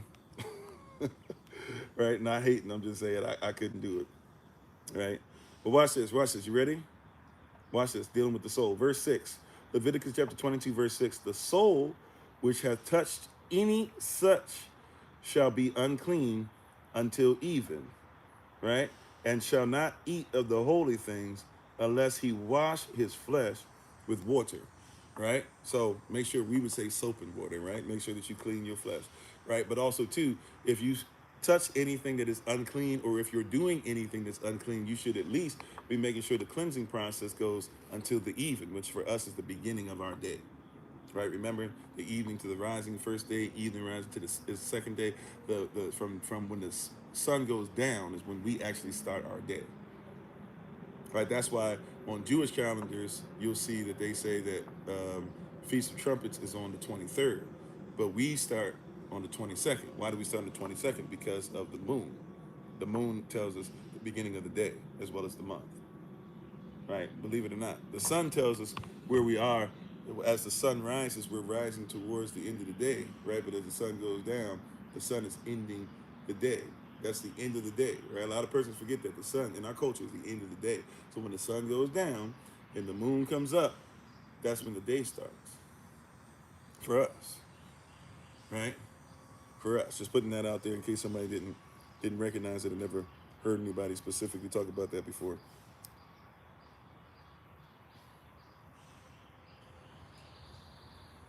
Excuse me.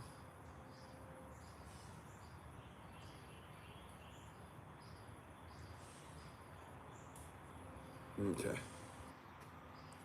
So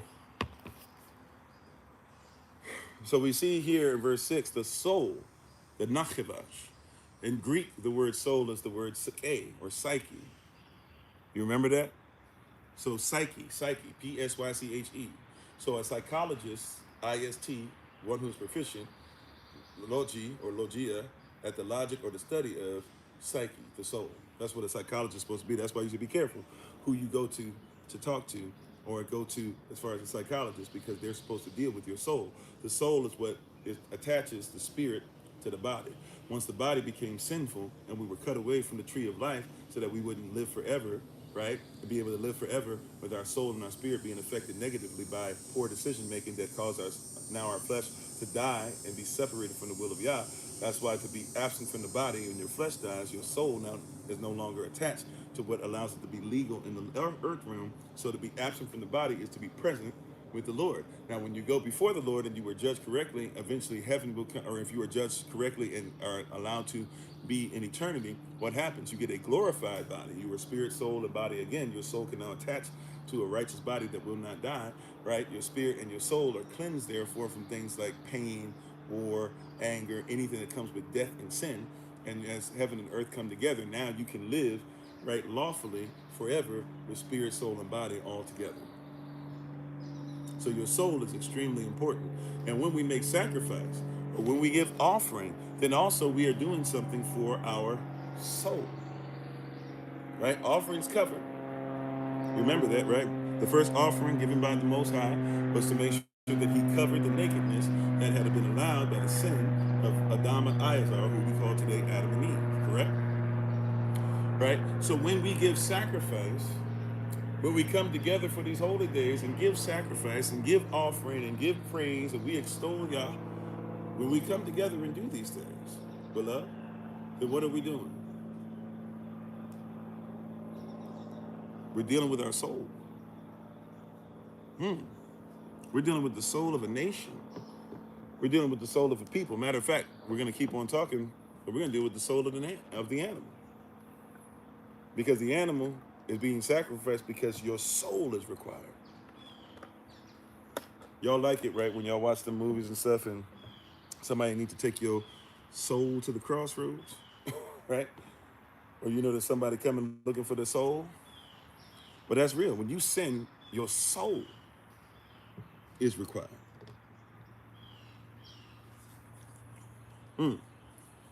Is that true? Right? Your soul is required. Your spirit is attached to your soul. Your flesh is attached to your soul. But when your flesh dies off, your spirit and soul will be judged. That's why you better use your spirit and get your spirit strong enough that through your soul, it will keep the flesh in subjection. For the spirit is willing, right? Whatever the will of Yah is should be in your spirit so that through your soul, through your psychology, through your nachivash, you should be able to keep the flesh, the body, in subjection to it so that even when the body dies off, all you're doing is just replacing now a body that you don't have to fight against that easily just wants to be in subjection to the Most High. It will be reattached to the soul. I'm on, big brother. I see you. So we're missing this. Your soul is required. When you make an offering, you're covering your soul. Or, as we'll find out, one soul replaces another. Yahashua came, and your soul was required. One soul replaced another. That's what sacrifice does. It covers. It also replaces. Right? But let's read a little bit more.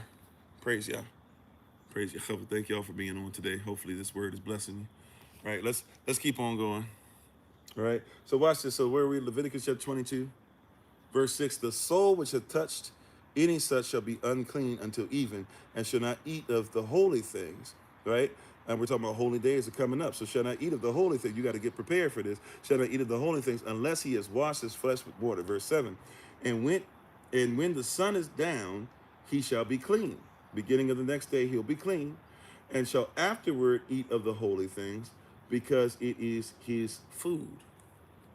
Now, this is actually interesting conversation too, because what's going on here is that we're actually going to start seeing that the Levites themselves, right, they have to offer this stuff up on the offering, but the Levites, remember, they don't work in the field, they don't have jobs, they do this 24/7, and so they have to depend on what anybody gives the Most High and gives Israel and what's in the storehouse. They get a percentage of things, but they don't make money like that, right? Like they have land that's given to them to live on, but they have to be righteous. They have to do what they're supposed to. So you'll see that they are allowed to eat off of some of the offering, right? Like even not just money, like food. Like if somebody offers up food, they're allowed to eat off of some of the offering, right? But they have to make sure that the offering is done correctly. So this is going to take a little bit of a turn once we realize this. Watch this. So verse 7, and when the sun is down, he shall be clean, and shall afterward eat of the holy things, because it is his food. So, right? So when the sun's gone down after the sacrifice, okay, then you can be allowed to go ahead and eat some of this. Verse 8, that which dieth of itself, or is torn with beast, he shall not eat, to defile himself therewith. I, Yahweh, right? I have spoken. Yahweh has spoken here, basically, right? So what is this saying? This is saying specifically here that if an animal, right, has passed away on its own, then it's defiled. It's unclean, right? So they have to sacrifice the animal while it yet lives. Why? Because there has to be a living, you catching this? Has to be a what? A living sacrifice.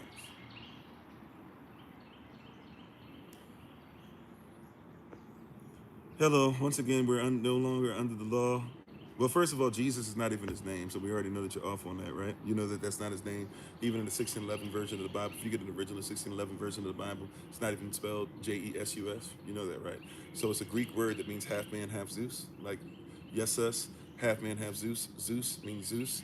Pegasus is the horse of Zeus. Dionysus is the son of Zeus, etc. Right? You may not have known that, but now you do. But we're talking about a living sacrifice. He ain't been in a living sacrifice, somebody who followed the law.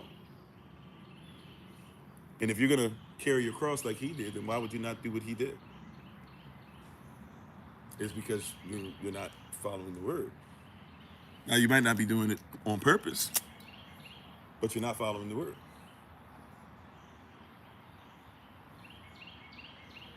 I mean, that's what it says. Right? Like if you just do some quick research, you know that the letter J wasn't even in English in 1611. Therefore, it wasn't in English in 1590. It wasn't there in 1560, right? And 1560, that was when they were changing it from the Latin and the Greek, when they were worshiping, when they were saying Greek and worshiping half man, half Zeus as demideus, or what you call a demigod. They were doing that still, right? Because King Henry is the one that breaks you away from Roman Catholicism, where they're mixing iron and clay. And now you mix iron and clay with King Henry being your first pope in Protestantism when he took over the movement. You're using terms and things that you're not even aware of what happened. That's why you study to show yourself approved. Don't just study this through somebody else's prism. Study it through the prism of its origin. Once again, we wrestle not against flesh and blood. You trying to wrestle me on flesh and blood stuff. You trying to talk about wickedness in dark places and stuff, but you forgot that the first thing you wrestle against is principalities. What is the origin? The law first mentioned. When this was first mentioned, when this stuff was first written, what did it say?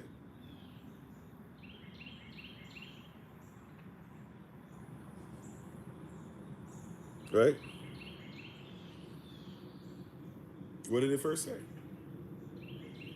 We're not even having that conversation because it's not cared about. Should be.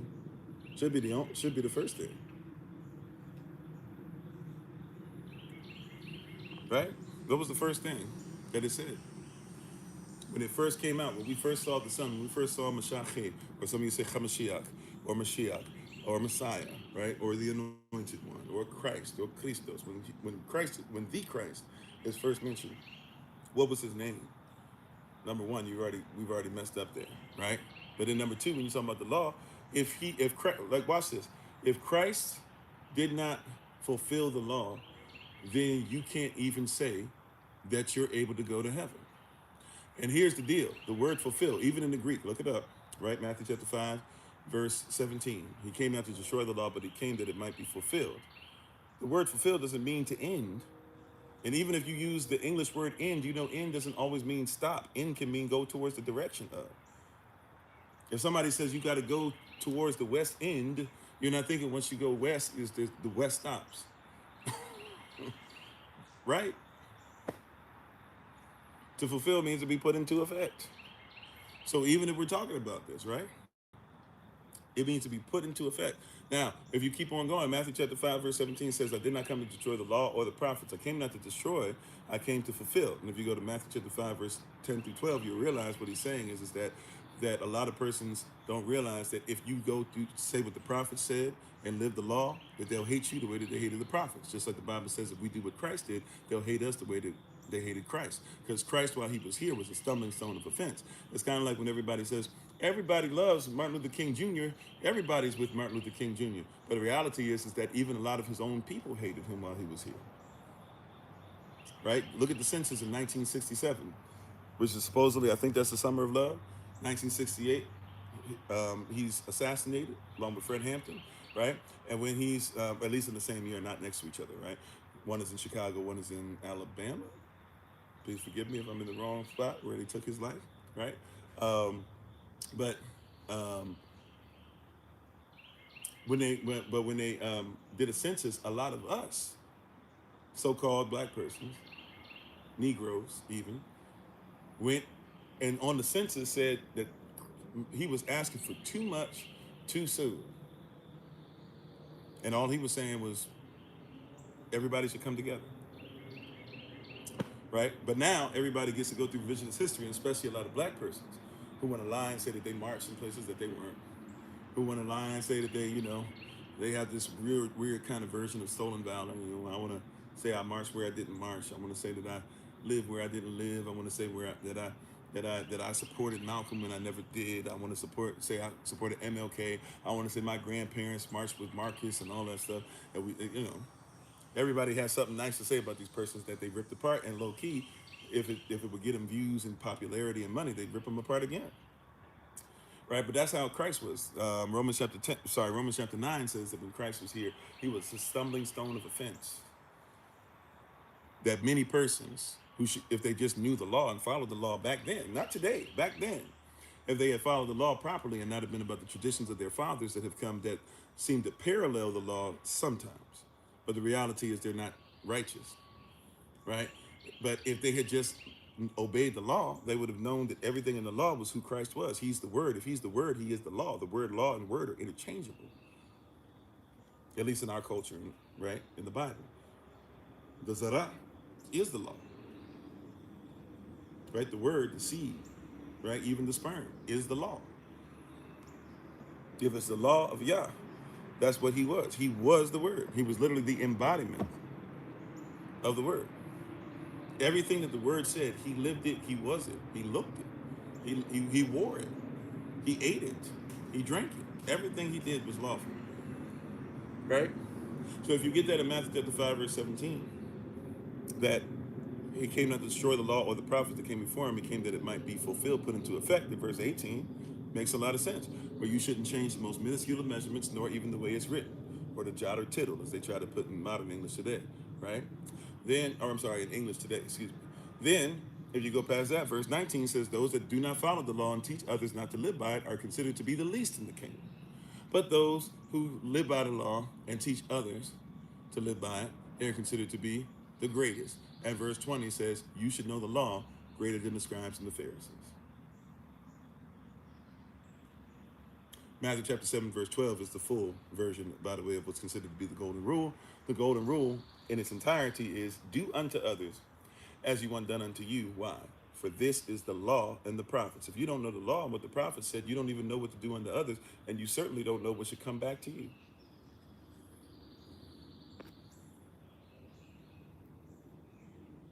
All praises. All praises. Right? So, how you doing, JP? It is what it is. It's the word. It's right there. But many will not allow themselves to be guided by it, to live by it, and to lift it up. How you doing, Etherin? But that's what it's very clear. So if you're still out there saying that Christ doesn't want you to follow the law when he literally in the Sermon on the Mount, and there's only 3 places. The whole thing is really a lot of law in there. We could go through the whole thing. Matter of fact, it's recorded. You can look through our playlist for Sermon on the Mount stuff and find for yourself. But there, you can't read the Sermon on the Mount and hear the Messiah talking about law that often and then just be like, yeah, it doesn't matter. That's why you seek first the kingdom of Elohim and all his righteousness. The word righteousness refers to right, lawful standing. If it's not right, lawful standing, it's not even righteous. So how can one say that they're righteous but say that the law doesn't matter when the law is part of right, lawful standing? How can you be in right, lawful standing but say that the law doesn't matter? Either you're somebody who, what we use this word wrong, but either you're somebody who is ignorant, or you're somebody who's just trying to get by and trying to sprinkle some, as you would say, sprinkle some Jesus on it. But you can't just sprinkle somebody on. You got to be authorized. He's the door. You can't go through him to get into heaven if you won't be honest about what he said. It's an oxymoron, right? And I don't want you to look moronic. I believe you're greater than that. That's why I'm speaking to you with kingdom sense, not common sense. We're not commoners, right? All right, let's keep on going. Let's keep pushing. Let's keep pushing. We might have to finish this up tomorrow. Praise y'all. All righty. Let's see. Because we still not even sure. We might have to, we just going to take our time with this. We in Leviticus 22. We're going to take our time with this. I'm not sure. I'm trying to speed this up and be like, okay, let's try to get all this in, and we can then start tomorrow. It doesn't look like that's what Yah has for us. It doesn't look like Leviticus has that for us. We're going to take our time. Come on, you can't. That's right. You can't follow him if you don't follow him. Come on, right? Yehoshua says, "Onward, troops, march." And here you are talking about, yes, Yehoshua, I'll follow. Right? I mean, that's crazy work, but that's what cats be doing. For real, sis. That's what cats be doing. Stay safe out there on the roads, by the way, if you out there on the road. That's what cats out here doing. Like Yehoshua says, go this way, follow me. Somebody says, all right, but I denounce what you say do. Then he's not your Lord. He's not the Lord. He's not the Lord of your. He's not the Lord of hosts. At least if he is the Lord of hosts, you're not in the host. He's not hosting you, right? You hear what I'm saying? You hear what I'm saying? Cats be out here on some craziness. Yehoshua literally says, know the law greater than the scribes and the Pharisees. And somebody says the law has nothing to do with where we're going.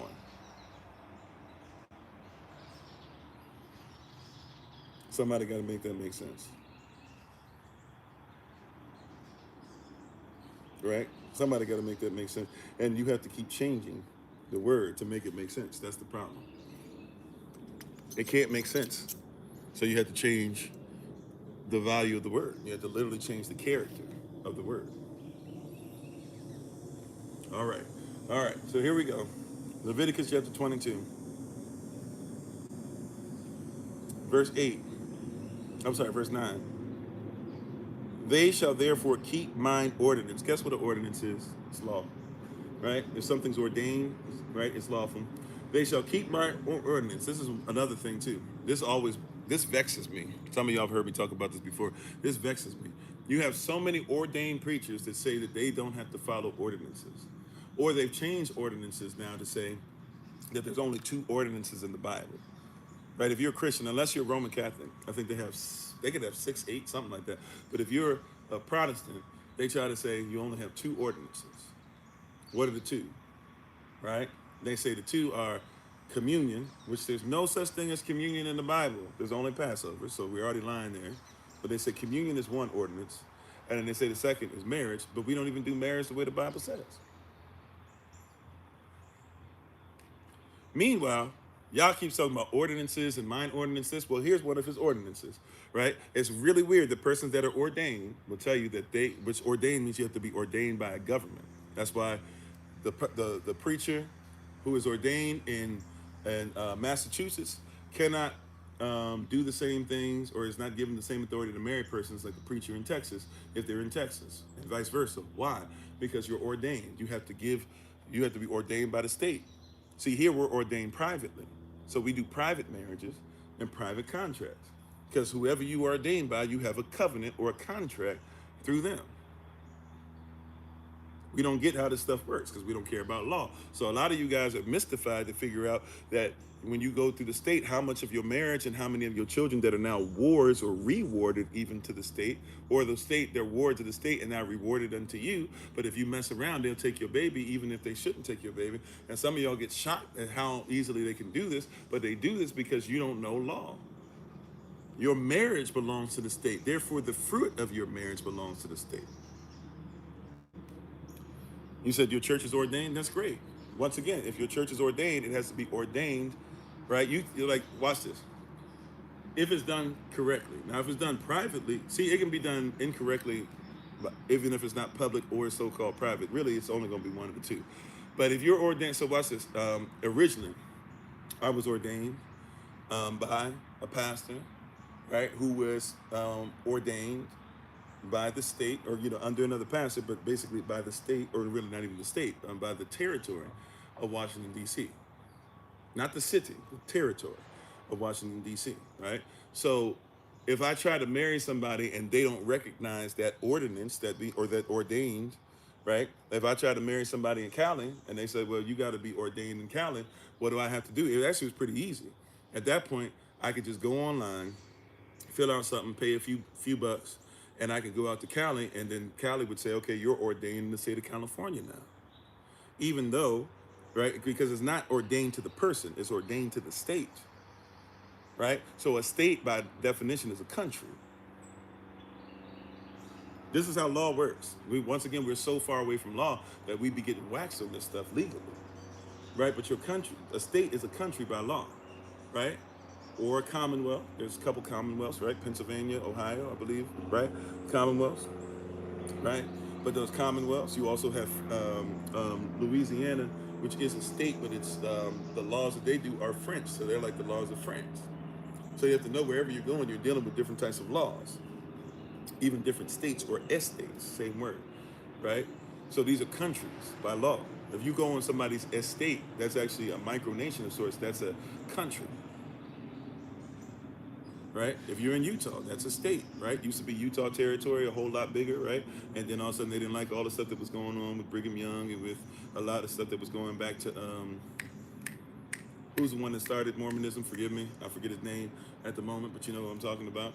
And so they shortened the territory back, and then eventually it became a state so they could control certain things in there. And once it becomes a state, it becomes a country. And then that country, that state, is part of the United States, meaning that federally, you're dealing with an artificial version of it. If you're talking about, so if you have the state of Utah, it's not the same as Utah State. So you are ordained under the state of Utah, which means that you live by an artificial fiction, which means that your belief is artificial. This is law. This is Bible. This is Black Law Dictionary. This is law. Right? So when somebody says they're ordained, yeah, you're ordained under a state, but you're not ordained under the king. You have to be privately ordained, right? In order to be. So I can go anywhere and marry anybody as long as they be privately, which means simply they don't belong to the country or the state or the corporation. Remember, United States under law, 28 USC, 3 USC means United States Code. So under 28 USC 3002, 15 subsection A, the United States is not a country. The United States is a corporation. If you are ordained by your state and your state is part of the federal corporation, then you are ordained by the corporation, which means now, especially when some of you start saying we want to get all this, all the different UCC stuff, and you want to say that you're a nonprofit and you want to make sure that the government, the federal government gives you money, well, that's when you start running into problems where who can you marry? When can you marry them? All this stuff, because you don't belong to the kingdom, you belong to corporation. You said no, we have to do it again. The church, that ordinary two wedding, yes, yeah. So I'm just saying that so when I am asked to marry somebody, I tell them straight away, if you want me to marry you, it's not going to be under a state. I could do it, if you wanted me to, but I'm not going to be the person to do it because I'm not going to put you under there. If you want that before I arrive, you probably want to get that and do that ceremony. Sometimes I even tell persons, if you want that, get that before I show up. But when I show up, I'm talking about private contract, where it allows us to say that we don't have to follow what the government says at the time or what your state says at the time, right? You can still have a private contract and it still be honored.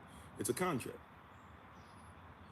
Persons do it all the time. I'm sorry, this is extremely bad, and it's not righteous at all, but this is an extreme way of looking at it. But some of you might remember there was a baseball player used to play for the New York Yankees by the name of Derek Jeter.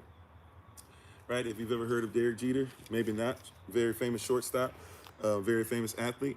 He was notorious for having a whole lot of women all the time.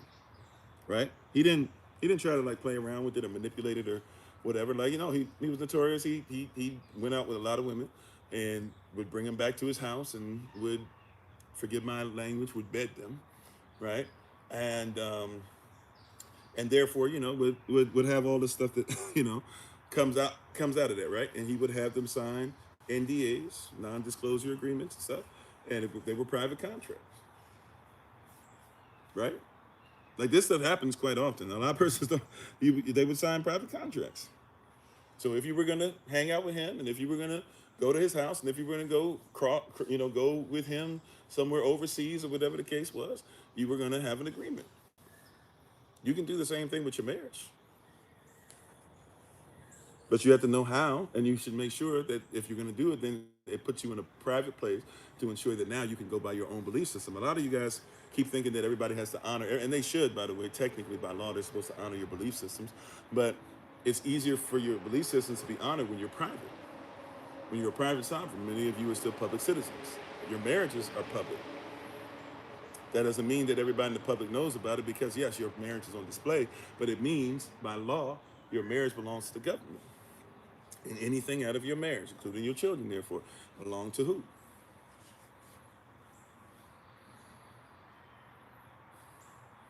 Right?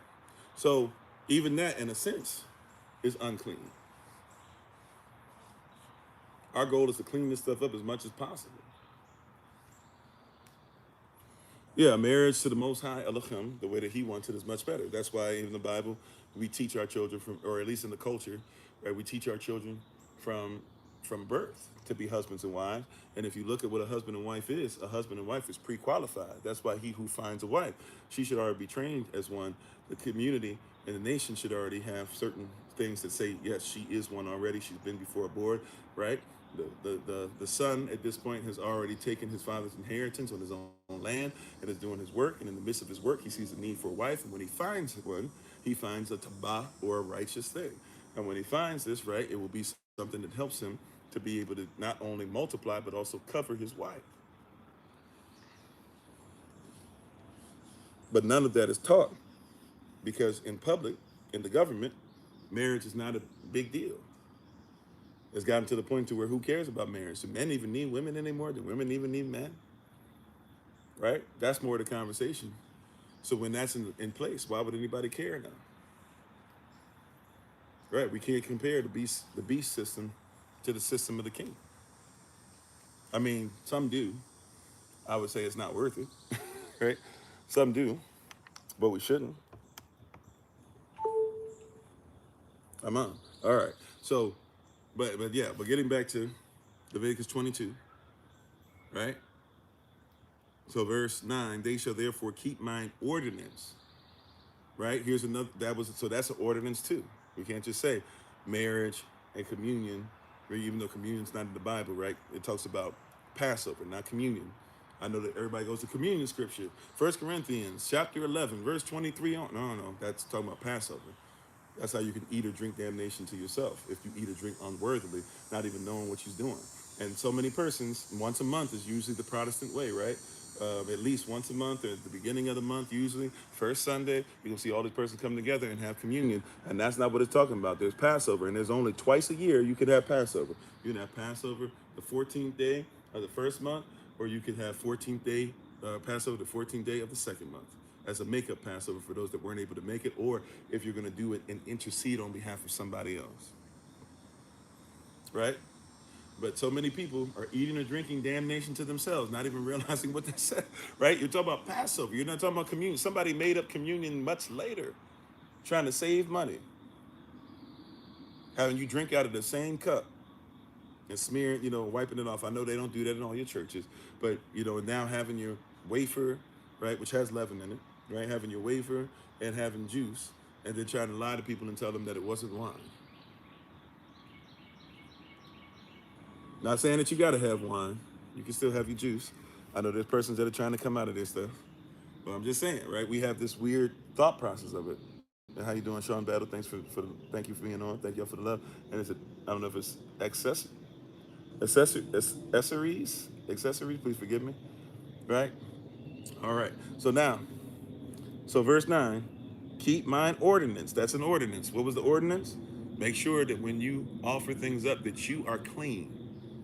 Don't come around here unclean. Don't come around here unlawful.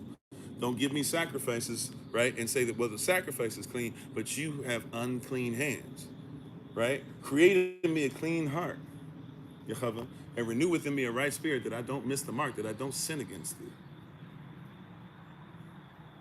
Before I can give you anything, I want to give offering to you, Yah, but I can't give you something. Remember, David was so serious about offerings. He said, I won't give an offering to Yehovah unless it costs me something. If it doesn't cost me anything, I wouldn't even give it.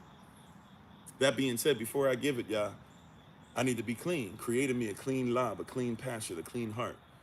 And therefore I can start to, but you can start to renew, you can start to renew a right lawful standing within me, that I don't sin or miss the mark. I don't chasalav against thee, and therefore keep needing to repent over and over and over again. That's what that word sin there means, in the original Hebrew.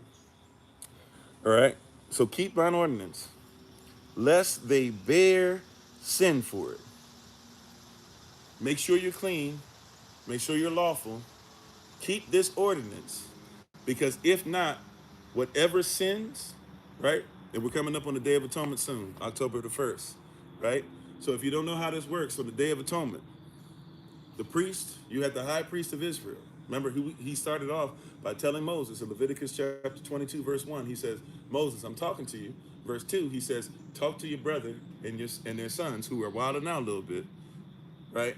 And tell them that they need to separate themselves from this stuff and get themselves holy and in order. That's the point of chapter 22, right? Clean yourself, Levites. Clean yourself, priest. Make sure you're doing things that are lawful and legal. Now, here's the Day of Atonement piece, which you just go over to chapter 23. You'll see that's one of the holy days, right? This year it falls on October the 1st. Now, clean yourself. Make sure that you're holy. Clean yourself. Make sure that you are holy, right? Leviticus chapter 22. Clean yourself. Make sure that you're holy. Leviticus 23 tells us about the Day of Atonement. In the Day of Atonement, the high priest has to be clean, has to wear certain garments, right? Has to make sure that he has the ox, which is olive, right? And alav or aleph is also represents father in our characters. First character, it represents father, right? Abba, Yehava, one, cultivation, and an ox, strength, power. So you have the ox that's ready to be sacrificed, right? You also have a lamb and a goat. The lamb, right? Or it could be two lambs, it could be two goats. A lot of times it was one lamb and a goat. But you have a lamb and you have a goat. You have the lamb that would be what? The sacrificial lamb. You have the goat that will be the scapegoat. You tie scarlet around so that everybody knows which one is which. And the one, right, and you let it go. You let the scapegoat go. That was Barabbas, right? Barabbas was the scapegoat. Pontius Pilate, he knew the culture. He said, don't you guys have a custom, right? He said, don't you guys have a custom where you get to go ahead and release somebody, right? He was talking about Day of Atonement, and it was something that they had, and he was trying to say, hey, let's use this when the Messiah, right, or the one who you're saying is the Messiah, and he's wrong for saying that, right, because that's what he was on trial for. That's what they said he was blasphemous for, saying that he was the Messiah. The Messiah is saying that he is Yah. So they said, okay, that's what they're putting him on trial for. He says, well, you know what? You have a ceremony, right? You can have a scapegoat. And he goes on purpose and says, hey, get me a criminal that we know did what they did. They have Barabbas. Barabbas is a murderer. And they say, go ahead. And so Barabbas is a sinner representing sin. They say, you can go ahead and have Barabbas be the sacrificial lamb and just go ahead and let Yahashua go. Now, Barabbas obviously was unclean and he couldn't be our sacrificial lamb. So it had to go this way anyways. But the people Israel chose what? In their stupor, because of the Levites and their hatred towards the Messiah. Some of them knew who he was and still didn't care because they weren't getting their respect. So they said, give us Barabbas. And he became the scapegoat that was let go, right? But what's supposed to happen back to the Day of Atonement in its regularity is that you would take so you have the ox, you have the lamb that will be sacrificed, you have the goat, you have a place that you go behind where the curtain is, right? Now you can only go back there one time a year, right? At least for sacrifice. You only go back there to sacrifice one time a year, and only the high priest is allowed to go back there. All these things come together on the Day of Atonement, right? And you have to be clean. If you are touching these things that are unclean, right? Because anything, so watch this, when it says the sins will be put on you, anything that all of Israel, so the Day of Atonement was done once a year, and they would literally tie a chain, sometimes put bells on him, have rope on top of that and all this stuff, and they would listen to him as he was walking. He'd walk around and he has to take the blood of the ox, which represents the blood of the father, because remember, Yehoshaphat is not born from any bloodline on earth. The seed, the bloodline, came from his father. He was adopted through his mother's marriage into Yechasab to Joseph. He was adopted into Judah, but he was not, his bloodline is not Judah, his DNA is. But he was adopted into it, so it's as if on paper, right, legally, lawfully, his seed, he became grafted himself. Right? But Yahweh, he is the seed of Yahweh, put into a woman. His bloodline is not of this earth. That's why his blood could do what nobody else's, which is not only resurrect any of us, but also when it went into the ground in Matthew chapter 27, his blood literally resurrected persons that night. That night, persons saw their dead loved ones walking around. Right? Okay, Yadamaya, by the way, you're speaking a different dialect, right? And you know wah or uwah, which is what it really is not something that actually was the original alphabet or ifrit or what you call today Hebrew, right? It's more Greco-Roman, and it's more, to be honest, it's more modern. But if that's what you choose to do, I don't argue against people's dialects. But if everything else that I'm saying is wrong because you have a dialect issue with me, thank you for being on. Have a great day, right?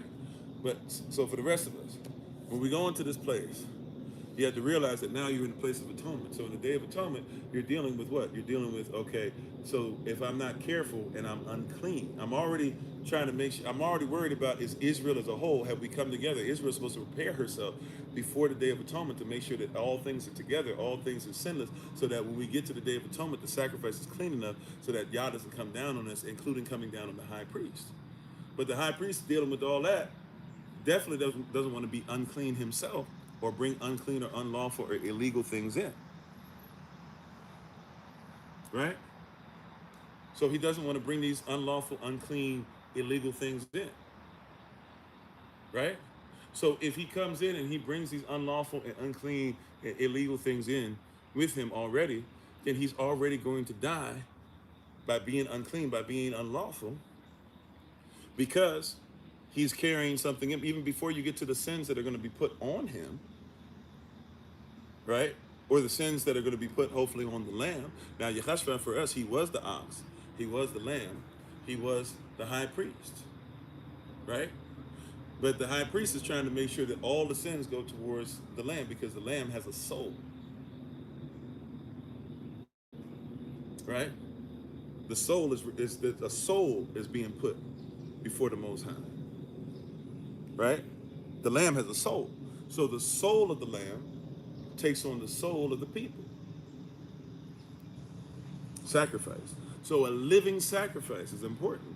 And a lot of persons don't catch that. See, my soul, this is why you'll hear the expression that pastors are responsible for your soul. If he is the high priest that he's supposed to be, or she is the high priest that she's supposed to be, right? Because we believe that there could be women that preach. I know somebody doesn't like that, right? But let's just say, for me, let's keep it on me.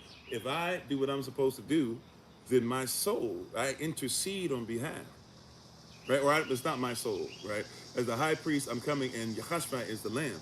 So when we talk about atonement, he is our atonement. He is the sacrificial lamb. We recognize the scapegoat, that there are things that we should have had our sins, like Barabbas. We should have been guilty, right? We are blood guilty in a lot of different things, but the blood of the lamb, we're coming to Yah, and we're cleaning ourselves up, and we're making sure that he is one with the Father, and everything is being executed. Holy Spirit being in the area, ready to go ahead and not just help with these things as well, but also be there when the lamb eventually goes back up into the heavens, that she would be there with us as well, and having all these things happen. This is all these things are coming together, meshing together, right? Right? So the high priest goes behind the curtain, and he goes back there, and if we have done what's right, Yah takes the sins of it all and says, put it on the lamb. But if the one who goes back there is unclean, Yah says, the sins of all fall upon you. Your life is forfeit. You see that? Your life is forfeit. So we as leadership, we as Levites, we as priests, we have a whole different level that we're supposed to be leading up to. And also, that's why, if I can just say this, I know somebody might think I'm selfish for doing this, so be it. That's why also, too, you should make sure that you pray for and take care of, as much as you can, your leadership. Even if your leadership's not me, whoever it is, take care of them, love on them, give to them, right? Help them out, right? Because if they're in a position and they're stressed out, they're doing all this stuff and this and that or whatever, there's a lot of pressure on them. Can you imagine? I can't even imagine, right?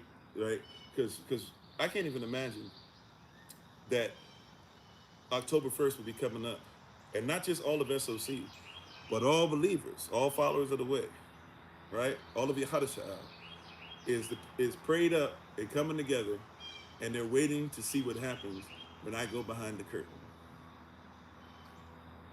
I can, right? Because I could die, on behalf of a whole nation and not even done anything wrong. How you doing, Sister Quotation? Right? So take that on in account, but now go, you know what?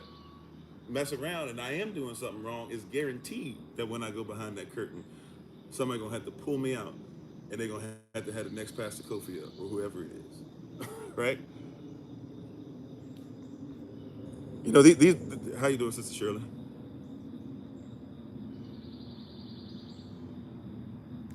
Oh, so the church the person was speaking of who ordained. Yeah, I don't know, but I'm gonna leave it alone. I'm gonna leave it alone. How you doing, Tom? Is it Tommy Tash? Tommy Tosh? Not sure how to say it. Please forgive me. Um, so yeah, and welcome to everybody on all the different platforms. Thank you so much. We probably got about a half hour left, if that. Right? But it's important that we catch that, right? So the sacrifice cannot be defiled. It cannot be unclean. You must be a living sacrifice, right? The lamb should be clean, but you should not touch the clean thing that's for the assembly or so-called congregation. You should not touch the clean thing for this family with unclean hands.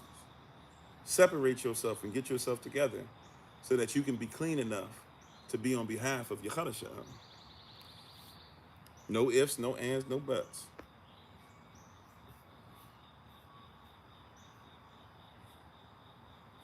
Right? And how you doing, King D252? All right. Um, sorry. Verse 10. Now here's particular language. Let's be diligent with this. There shall no stranger eat of the holy thing. Watch this. There shall what? This is when we got to be honest. We got to make it live. We got to be honest, right? We got to keep the word. There shall no stranger eat of the holy thing. Now this is talking about specific things, right? Remember, the Levites are allowed to eat of what's sacrificed, but they only get a percentage of it, right? Because Levites don't have a job. So when we're giving sacrifices, Levites, if they're doing what they're supposed to, can in fact eat off of these things that are given because they don't have jobs. They can only work. They're not allowed to work in the field. They can only work for the Most High. That's what it's supposed to be. That's the original. That's the goal, right? Is to happen where your Levites are only focused on the kingdom of heaven, right? So so they can get a piece of it. But a stranger has no right to it. Now we got to go ahead and deal with the stranger because the stranger does not mean that you were born of foreign descent only. A stranger is one that is first and foremost, remember we're talking about law. First and foremost, you are strange to the law because you are strange to the nation. Okay? Foreign to the nation, alien to the nation. Right? We're not talking about just because you are a stranger because you are strange to the nation, which means you come with strange ways. You're a stranger to the culture, right? This is what we're talking about. Oh, right? Strange to the culture, strange to the ways that we do things. You're not part of the family, right? This is not saying, okay, if you light skinned, you can't be Israel. It's not saying if you too dark skinned, because you know in churches, they got light skinned churches and dark skinned churches. We want to pretend they don't, but we know they exist. It's not just white and black churches. There's light skinned churches, there's dark skinned churches, there's Spanish churches, there's this. And I get, like, where you are in the world, you speak your language, you do what you do. But I'm just saying, we're not going to pretend it's not a lot of separation that goes on. There's churches to where men are the only ones that preach. Believe it or not, there's churches where women are the only ones that preach. We just say that, hey, you know what? It's anybody that hates. And I've seen a lot of places. I've seen a lot of places where the men preach and the men are the deacons, where the men are the preachers and women, the deaconesses, actually run a lot of stuff, but they can't say nothing. Right? They got to have the doilies on their head, all that stuff. I've seen the places to where the men, and I'm talking about churches. I've seen the places where the women preach, and you see a bunch of men deacons, but they don't really do nothing. They don't preach, and they're just giving positions so that they can say, hey, men are doing something. But in reality, it's the women and blah, blah. There's a lot of separation that happens. Then we just keep it a buck. There's a lot of separation that happens. Can you guys hear me? Somebody said they can't hear. Can everybody hear me fine? Yes, no, maybe so? We don't like to be honest about that stuff, but it's real. You can? All right, cool. We don't like to be honest about that stuff, but it's real. Cats be out here on some stuff, and we be fighting each other. Thank you. We be fighting each other on all this stuff and separating all the time on stuff that is not even Yahweh's will for us. Real talk, real spill, real talk, right? And all these things or whatever. Everybody's always against each other. Everybody's always fussing at each other, right? But a stranger, he's talking about one that's foreign, right? So remember, there's a scripture, right? In scripture, Romans chapter 9, verse 6 tells us what? That not all Israel is Israel. Just because I'm born an Israelite by blood or DNA does not mean that I follow the ways of Yah. And if you don't, the Bible says, Yahashua, the Messiah says, our Messiah, he says, if he says that he is the vine and his father is the husbandman. He says that the Father will prune us. But if we're not careful, if we don't do what's righteous, he will cut us completely off of the vine. And without him, we will wither and die. So it is possible for you to be born Israel and still be cut off. Matter of fact, the Bible says in Leviticus 23, right, verse 29, that if we don't follow the holy days, our soul can be cut off, right? So we talking about, that's why I make it a point to teach on nationality. Persons don't comprehend nationality is different than what y'all on, right? Nationality is different than what y'all on. Am I a Zionist? No. Why? Well, because I said something about Israel, right? So if I'm an Israelite, I automatically have to agree with persons who are puppets and don't even care about what we actually believe. Yep. Okay. That's foolishness, right? I don't believe in the Star of David. Do you not know that the Star of David is fake? Do you know that the Star of David is actually the Rothschild star? Therefore, the Rothschild star is about controlling the banks and stuff like that. That ain't got nothing to do with me. But your assumption is that, or you being in the world so much and being part of a system that says that. By the way, the Palestinians, are you thinking that all Palestinians love you, right? And by the way, I apologize. How are you doing, Sandra? Usually we should greet each other first correctly, right? Right. So let me greet you correctly first. We shouldn't just start off with, "Do you believe da da da?" That's kind of weird, right? So welcome on. That being said, Palestinian children being offed, Israeli children being offed, are both wrong, terribly so.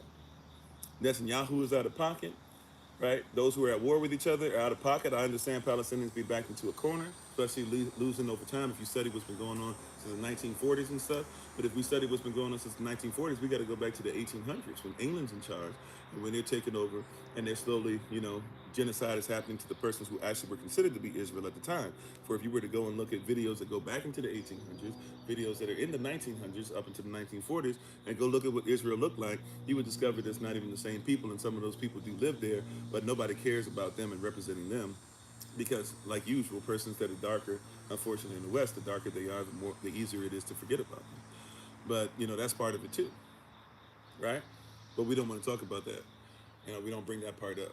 And that becomes hard too, because if somebody hears me saying that, the persons want to go, "Oh, so you're anti-Semitic." I can't be anti what I am. Like by blood, by DNA. You want to talk about R2, R3, R4? I'm sorry, L2, L3, L4. Or if you want to talk about bloodline, E1, B1A, you're looking at somebody who's actually, by even the worldly standards today, has to recognize me. You know what I'm saying? So I speak from a different point of view than a lot of other persons. I speak from a point of view of somebody who knows language, culture, custom, traditions, looks at what's going on, and the fact that there's a lot of persons who are us that are over there that we don't even care to talk about them. We're talking about other persons who once, if some of the Palestinian persons we're calling Palestinians were to get power and were to just be left alone, which they deserve to be, they would immediately turn towards us and start offing us again. Right? It's like the untouchable in India. That's how they look at us.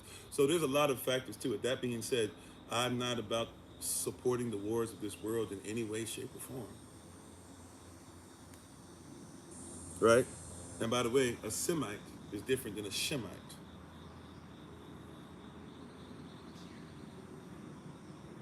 right? You should worry about if somebody's Shemitic, because if they're not Semitic, is made up. Thank you. In the 1800s, Shemitic is original.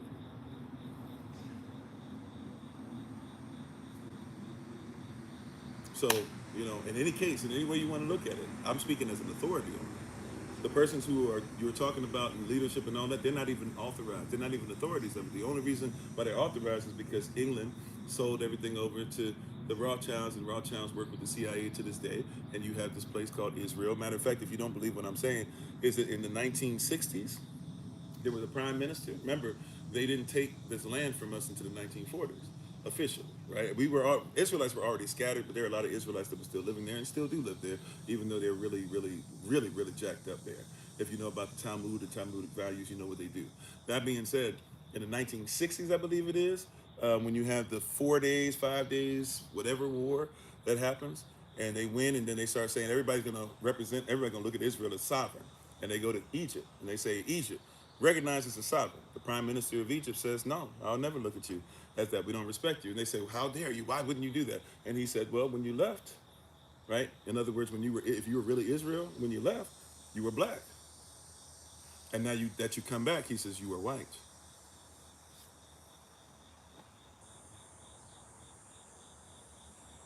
I mean, we can keep going down the rabbit hole and talking about what actually happened in Camp David, what happens with Camp David and all this stuff and foolishness. But long story short, we know who we are, and we stand on who we are. Because of this, yes, because of Tanakh or Torah, the guide, we do stand on the guide, we do stand on the law, but we also can just look at the story of mankind or our story and even what he calls his story, and it's very clear to see who we are. Yeah, he didn't know. The prime minister was like, well, how can I recognize you and you're not who I know? If you've never been from Israel to Kemet or Israel to Egypt, catch a flight real quick one day. 20 minutes. 20 minutes, right? You'll be in one place or the other. So these persons are well aware of each other, right? Well aware of each other. You said, over here is acting up. Can you guys see me, hear me? Yes, no, maybe so. Do I need to try and switch the signal for the last few minutes? Oh yeah, we can definitely share some stuff in the belief system. And if you want to come back, or if you want to look on our YouTube channel, sorry, I have to be careful. I can't say to the end of the live session. I can't mention stuff because they try to take us down for any reason. Okay, you can hear. You can hear. You can hear. Yes. Okay. Cool. Cool. All right. So, so let's keep. So. All right, we're fine. Thank you. Thank you. So, and all these different things. Back to chapter 22. Verse 10. So there shall no stranger eat of a holy thing, right? A sojourner, a priest, or an hired servant shall not eat of the holy thing. Okay? So I need us to catch the context of this. First with the stranger, right? First with the stranger. We're Leviticus chapter 22, verse 10, right? We're talking about holy days in this series. We're going to continue this series all the way through October the 5th. But when we see this word stranger, all right, I want to make this very clear. When we're looking at a stranger does not mean that you cannot become Israel. But if you are not Israel or you are not part of kingdom, etc., at this point, then you are still considered to be a stranger. Stranger is about your ways. It is about you being lawless. It is right. Remember, even the Messiah said that that those who teach and preach the law are considered to be the greatest. Those who do not teach and preach the law are considered to be the least in the kingdom. And he even says in the verse after that, Matthew chapter 5, verse 20, he says, you should know the law greater than the scribes and the Pharisees. Therefore, Matthew 7:12, this is all Sermon on the Mount. We went over earlier. Do unto others as you want done unto you. Why? For this is the law and the prophets. When you go back to Matthew chapter 5, verses 10 through 12, the end of the Beatitudes, you'll discover that many persons should be happy and excited. We should be happy and excited when they come against us the way that they did the prophets that came before us. Why? Because they followed the law too, and persons came at them. So they did the same thing to the prophets, and they did the same thing to the Messiah, because he followed the law. And he tells us, by the way, even in Matthew chapter 5, verse 48, same Sermon on the Mount, be ye perfect. What makes you perfect? Not you, but the prism you look through, the law. If you follow it, right? When we follow his word, we should be perfect. Be ye perfect as what? As your Abba, Atshamayam, as your Father in heaven also is perfect. Okay. All right. So the stranger is one who is not following the law, who is not learning. They could be learning the ways, but also if they're doing things unrighteously, they can, and they're not grafted into the culture and they're not doing things properly. As Paul said, they're not following the customs that are ours. In 1 Corinthians chapter 11, verse 23 on, then they can eat and drink damnation into themselves. So it's not just only about, oh, we don't want to exclude. No, no. Like if there's persons that are Israelites that are doing wrong, don't have them do Passover because they can eat or drink damnation unto themselves. Right? You see what I'm saying? Right? Like you got to have this together. If you're interceding on behalf of somebody, you got to do it on a specific day. Why? Because you don't want to eat or drink damnation unto them or unto yourself. See, so the stranger, yes, like Rahab, harlot, Jeremiah chapter 2, sorry, Jeremiah, Joshua chapter 2, right? And then saved in Joshua chapter 6 when the walls came a tumbling down. She was not an Israelite, but now she is, and so is her family, right? Um, we know what happened with Uriah and Bathsheba and David.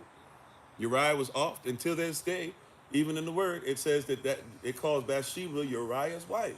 That being said, though, when she became one with Solomon, even though we recognize as Uriah's wife, right, she is still considered Israel. And even if you don't like that, some of you won't give us that. Okay, guess what? Her son is. For those who, some of you still use terms like mixed race and all that stuff or whatever, you know, her son is. Timothy is Timothy. His father was Greek.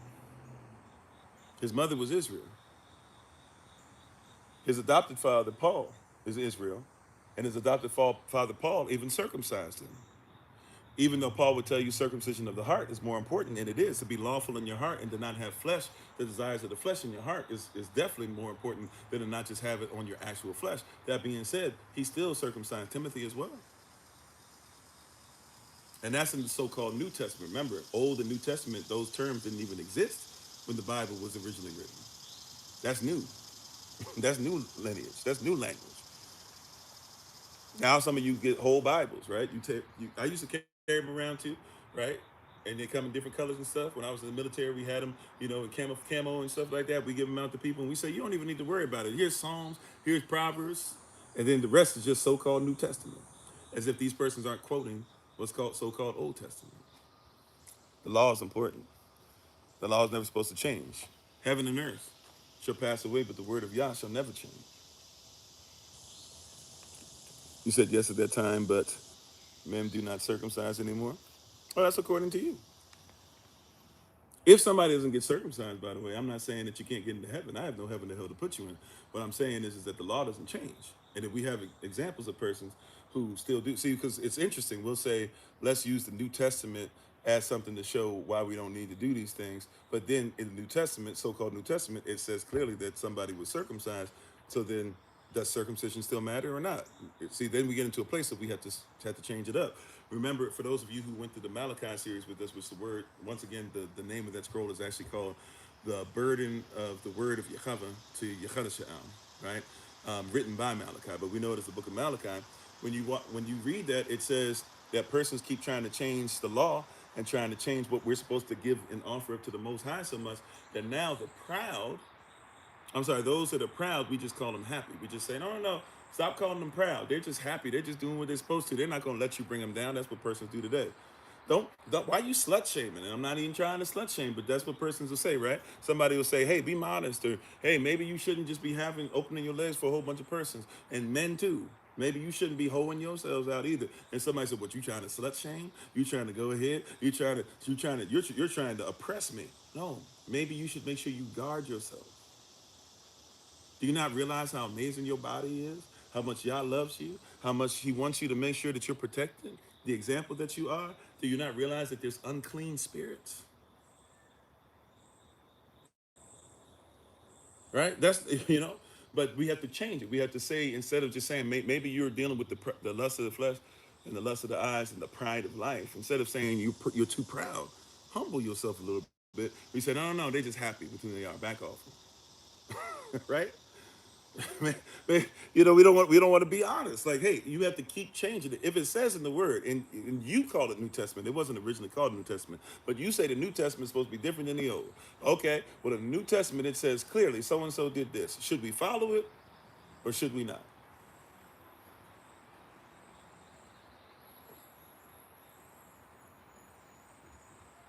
Because y'all didn't say that. Yahweh never said, hey, you don't have to follow the law anymore. Yahweh never said that your works alone will get you there, but he never said your faith alone will get you there. That's why faith without works has no life, which means that works without faith has no life. That's an argument that somebody else put up there because guess what? When you're not being righteous, then you got to start coming up with every excuse, right? It's like gaslighting. It's like a straw man. In apologetics, that's what we would call it, right? A straw man or gaslighting, right? If I say that we need to make sure that racism ends, and somebody says, "Well, see, that's why I don't listen to you because the Bible's not about color." What does one have to do with the other? You're listening to somebody else who's an oppressor who used to use color to be able to oppress you. And now that we say, hey, racism, which is a system based off of competition. Race is a competition. If you want to go to the word that you're using for race even deeper, race used to be interchangeable with the word species. This is why you have to be careful with the teachings of Charles Darwin. And I forget my man, there was another dude, it was Darwin and another guy. He was over in like the Philippines area or something like that, or somewhere near Australia or something. And he actually was doing evolution on one end, and Darwin was doing on the other. Darwin had the money and stuff behind him. This dude never did, but both of them basically had competing and conflicting ideas, but also had a lot of ideas that were in common. Either way, when you deal with Darwin and the book he wrote, right, 1859, this is where he got his popularity from. You guys think that this book is just called The Origin of Species. No. That's a lie. I won't even give you the full title. I'll give you the title, though, that most persons will agree upon, right? Even though you could just look this stuff up for yourself. It's there. You could go literally put the book right in front of you and look at it through glass or look at it online. But the name of Charles Darwin's book is not called The Origin of Species. It is called The Origin of Species by Means of Natural Selection, or what's the next part? What's that semicolon? Semicolon means, or that or means what? What's on one side of it is equal to the other. So when Charles Darwin said, this is a book on the origin of species by means of natural selection, what does natural selection mean in the origins of what he says man comes from? So the title of the book fully is The Origin of Species by Means of Natural Selection, or the Survival of Favored Races in the Struggle for Life. And by the way, Charles Darwin, the only degree, he didn't earn it, but the only degree his parents paid for is a degree in him preaching, which means that this was preached from the pulpit of so-called white supremacy. That was their gospel. By the way, somebody says, no, he wasn't into that. He doesn't believe in that. He doesn't believe in anything spiritual. Actually, he was a lunatic. And a lunatic doesn't mean he was crazy. They were considered to be crazy because of what they did. A lunatic was one who worshiped the moon, Ishtar, Easter. Yeah. He was a Christian pastor, teaching and preaching words to help persons to believe that the way things were created meant that white persons need to be on top and everybody else, the darker they got further and further on the bottom. The white man's burden. Rudyard Kipling, who wrote to the United States. Now remember, he wrote that in 1859. Civil War, 1960 through 65. He writes to Teddy Roosevelt and others saying, hey, you guys need to keep this going. The white man's burden. He writes a poem. Teddy Roosevelt said the poem sucked, but he said it was worth listening to. He said the poem was terrible, but he said, hey, if it galvanizes the people, let's just go ahead and use it. Rudyard Kipling, if you don't know who I'm talking about, he's the one who wrote the Jungle Book, and he wrote the part that many of you are familiar with. You guys, a lot of you have only read like a couple chapters, or you've only seen a couple chapters of it, because if you've seen the Disney movies, they're not the whole book, right? Maybe even a couple paragraphs. I might even be off on that, right? Because Disney doesn't go through necessarily and always keep everything that's supposed to be there. So if you've seen, most of you, the movies you've seen are based off of like a couple chapters, maybe a couple paragraphs even, of the book, right? So a lot of persons aren't aware, and he wrote the book if you look at the way that the book is written, especially let's just deal with the movie. The movie is written to where man, Mowgli, represents who? So-called white persons, right? And Mowgli is around a whole bunch of animals that can speak, which represent who? This is evolution, right? Represents these other animals, which other dark species, darker skinned humans will come from.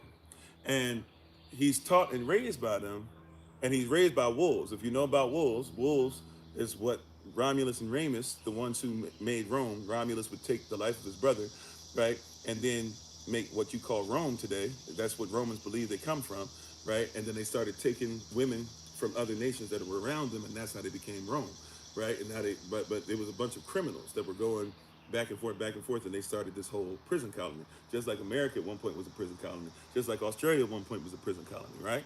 And so Romulus and Remus were raised by wolves, and Romulus offed his brother because they thought that's what wolves did back then before they actually learned and studied about wolves. So here you are, right, reading the book, not even realize this Mowgli, raised by wolves, right, raised up and everything, has better. He is a weak, frail little boy, will somehow, some way, be able to outdo everybody and everything. But then finally, hey, once he finally gets with one of his own, he sees little girl at the end singing that song, "Till I'm grown, till I'm grown." That song was fire when I was a little child, right? I will go and fetch the water. Some of y'all, I'm dating myself, right? Till the day that I am grown. Some of y'all know about that, right? But that song, and he looks her in the eye and all this stuff or whatever. That's supposed to be the real man, white man, not the animal man, but the real man. And then all of a sudden he looks back, and one of them is like, "Yeah, you're supposed to be going to your own kind anyways. Go on. You better than this. You're not animal. This is a different life for you. You ain't built like this." And the other one's like, "No, come back." And then he leaves. That's the end, right? Y'all seen? If you've seen the movie, you know what I'm talking about, right? But that's what that was written about. That was part of the white man's burden, right? If you never heard the white man's burden, go look it up. It's a real thing where they believe that their God had given them the burden of ensuring that through the doctrine of discovery, that all persons would have to live like white Western Christian males.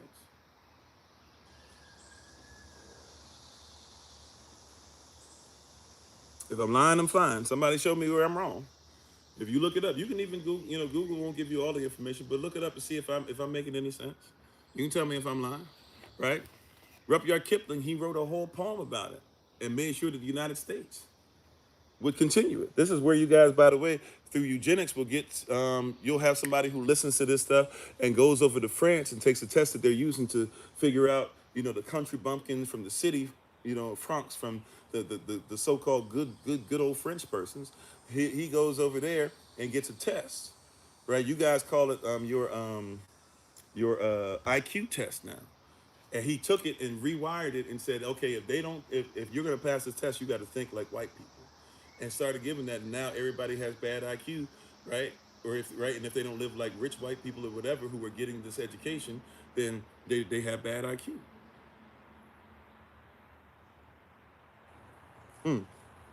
Now is that clean? Is that clean? See, but if you bring something unclean, unlawful back like that, how does that mess up the whole society, the whole community, the whole nation?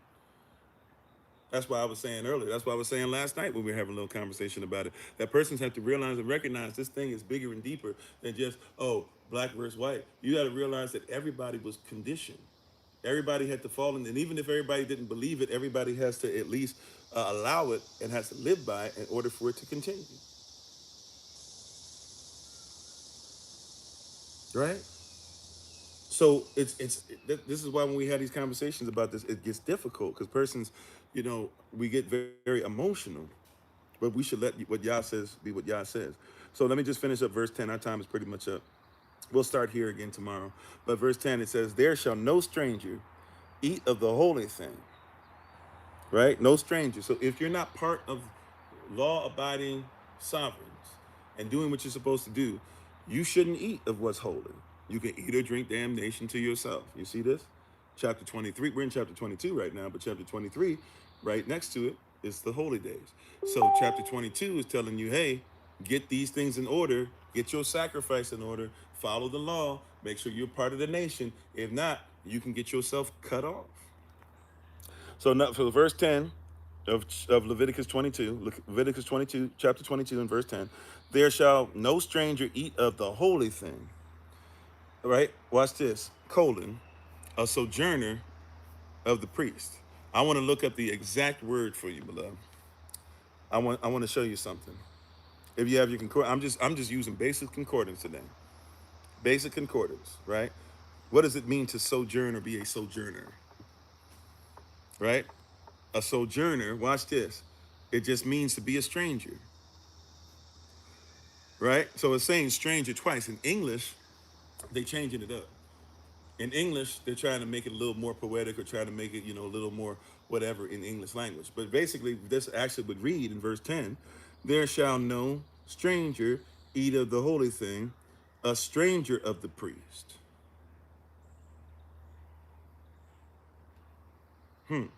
Or we could read it like this: there shall no sojourner eat of the holy thing, a sojourner of the priest. Right? Or a hired servant, an indentured servant, shall not eat of the holy thing. Talking about strangers. Remember, see, because watch this. Now let's do this in English. In English, it has a very important punctuation that we're going to make sure that we show you. There shall no stranger eat of the holy thing, colon. What is a colon? And I can't say your name 57, but thanks for being on. How you doing, well, mama? All right, thanks for being part of the community. What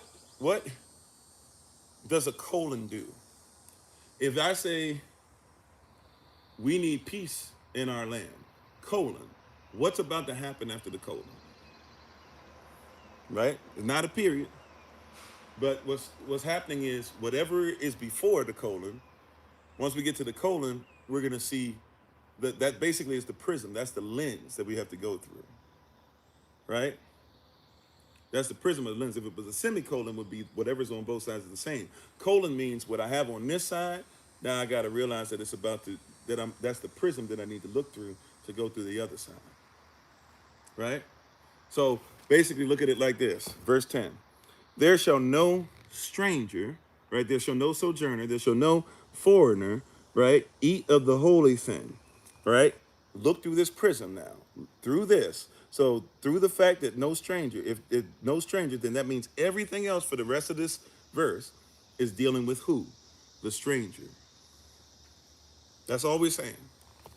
Everything else through the rest of this verse, you have to look through the prism of what a stranger can or cannot do. And we already said that the stranger should not eat of the holy thing. If you are not of the kingdom, if you are not of Israel, if you are not grafted in, if you do not follow the laws, if you do not follow the ways, if you do not believe, that we're not going to just invite you to the cookout just because, right? You need to make sure that you follow the way, right? So this is what it's saying.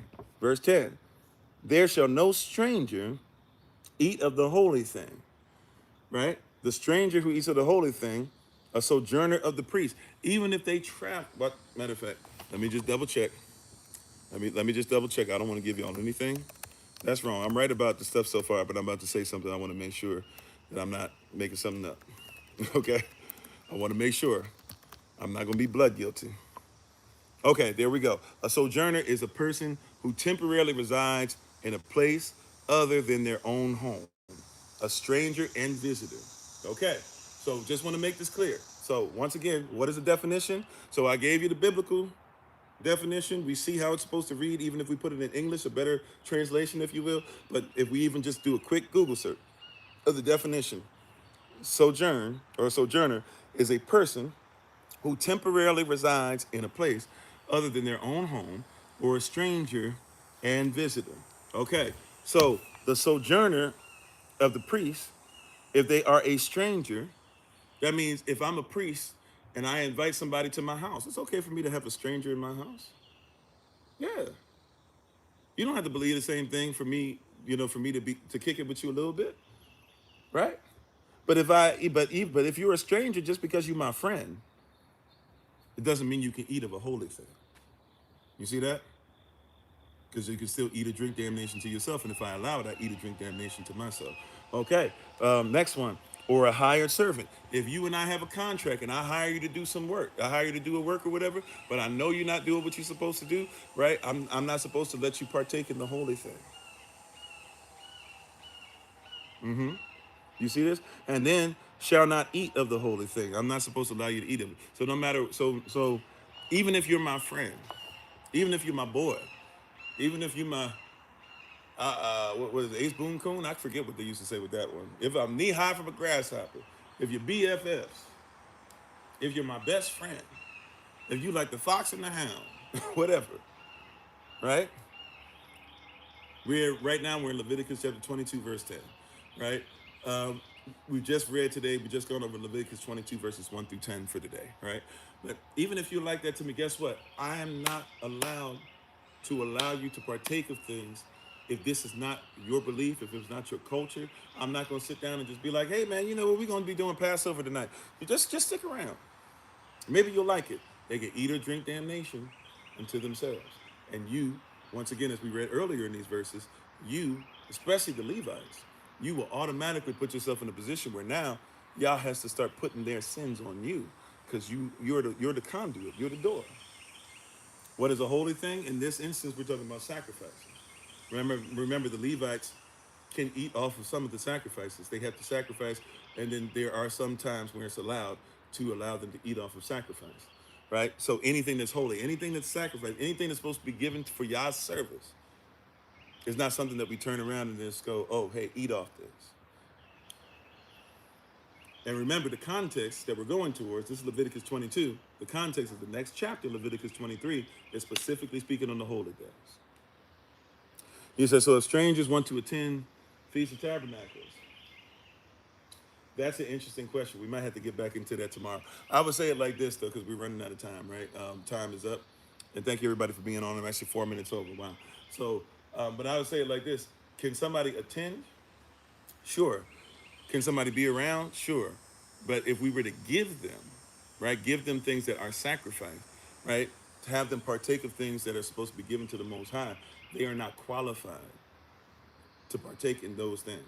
So this is not saying, so here's where my mind went. In all honesty, Elder Tamron, I might do you one better, right? Here's where my mind went, and I apologize. We're over time. If you need to go, I promise I won't be more than a couple more minutes, but I'm just going to finish this up. Here's where my mind went. My mind actually went specifically to, well then, yeah, is it all right to give to somebody who's in the street? I mean, you said the poor will be with us always, and we should use the tithes and stuff for the tithes are supposed to be used, right, for the poor, right? So if the tithes is supposed to be used for the poor, and it seems to be okay for me to give stuff. Matter of fact, you said, when you say you workers of iniquity, get away from me, I never knew you, or that hey, come and receive your place in heaven. You said that one of the things that we should look at is how we treat the stranger, right? For as we do unto the least, we do unto you. Right? That was where my mind went. I'm being honest. I was like, I'm a little confused on that at first when I was doing some research, right? Because then can I give to anybody? But here's the specific. Once again, the specifics and the context. We're coming up on holy days. The next chapter, Aaron, Levites, get yourself together. The things that are supposed to be offered up unto the Most High are supposed to be given unto the Most High, and you as Levites, right, and which are some of Israelites, can have some of these things that are left over, right, as long as I get first dibs. I get the best. I get the choice cuts, sacrifice them, offer them up unto me, right? So it's not talking about can a person show up. It doesn't even say a person can't be at your house, right? It even says in verse 10, they might be your guest, a sojourner of the Levites. So they might be somebody who's traveling to stay with you. They might be somebody who's living with you temporarily. They might be somebody who's not Israel, whatever. They can be around the house, but certain things that are supposed to be given to the Most High are not supposed to be given to persons who are strangers.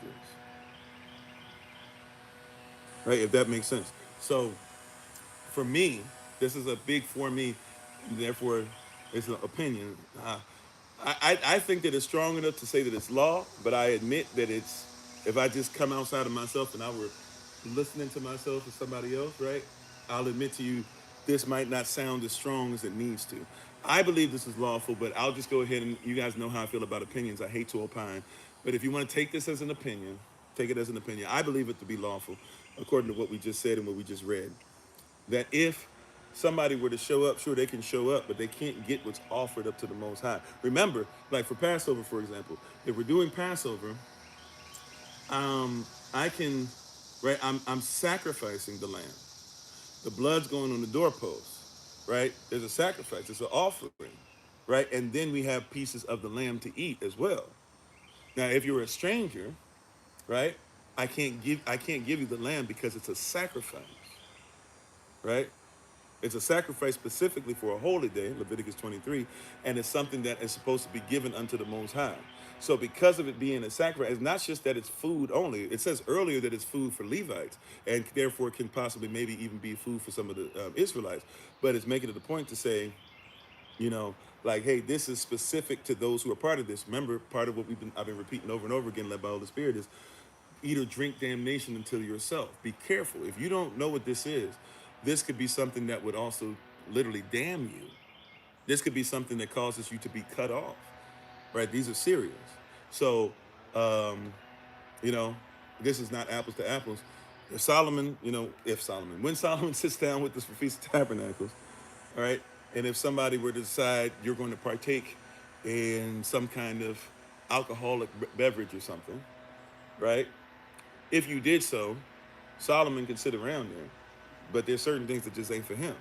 If he were to have, especially if we go back in the day, when we was out there, if I was having a 40, and I say, you know what, hook my son up with a 40, right? put a nipple that we use in the bottle, put it on top of his 40. He gonna drink with me. We're sitting in the same place, but if I give him something that he's not ready for, he could eat or drink something that would cause him to die, right?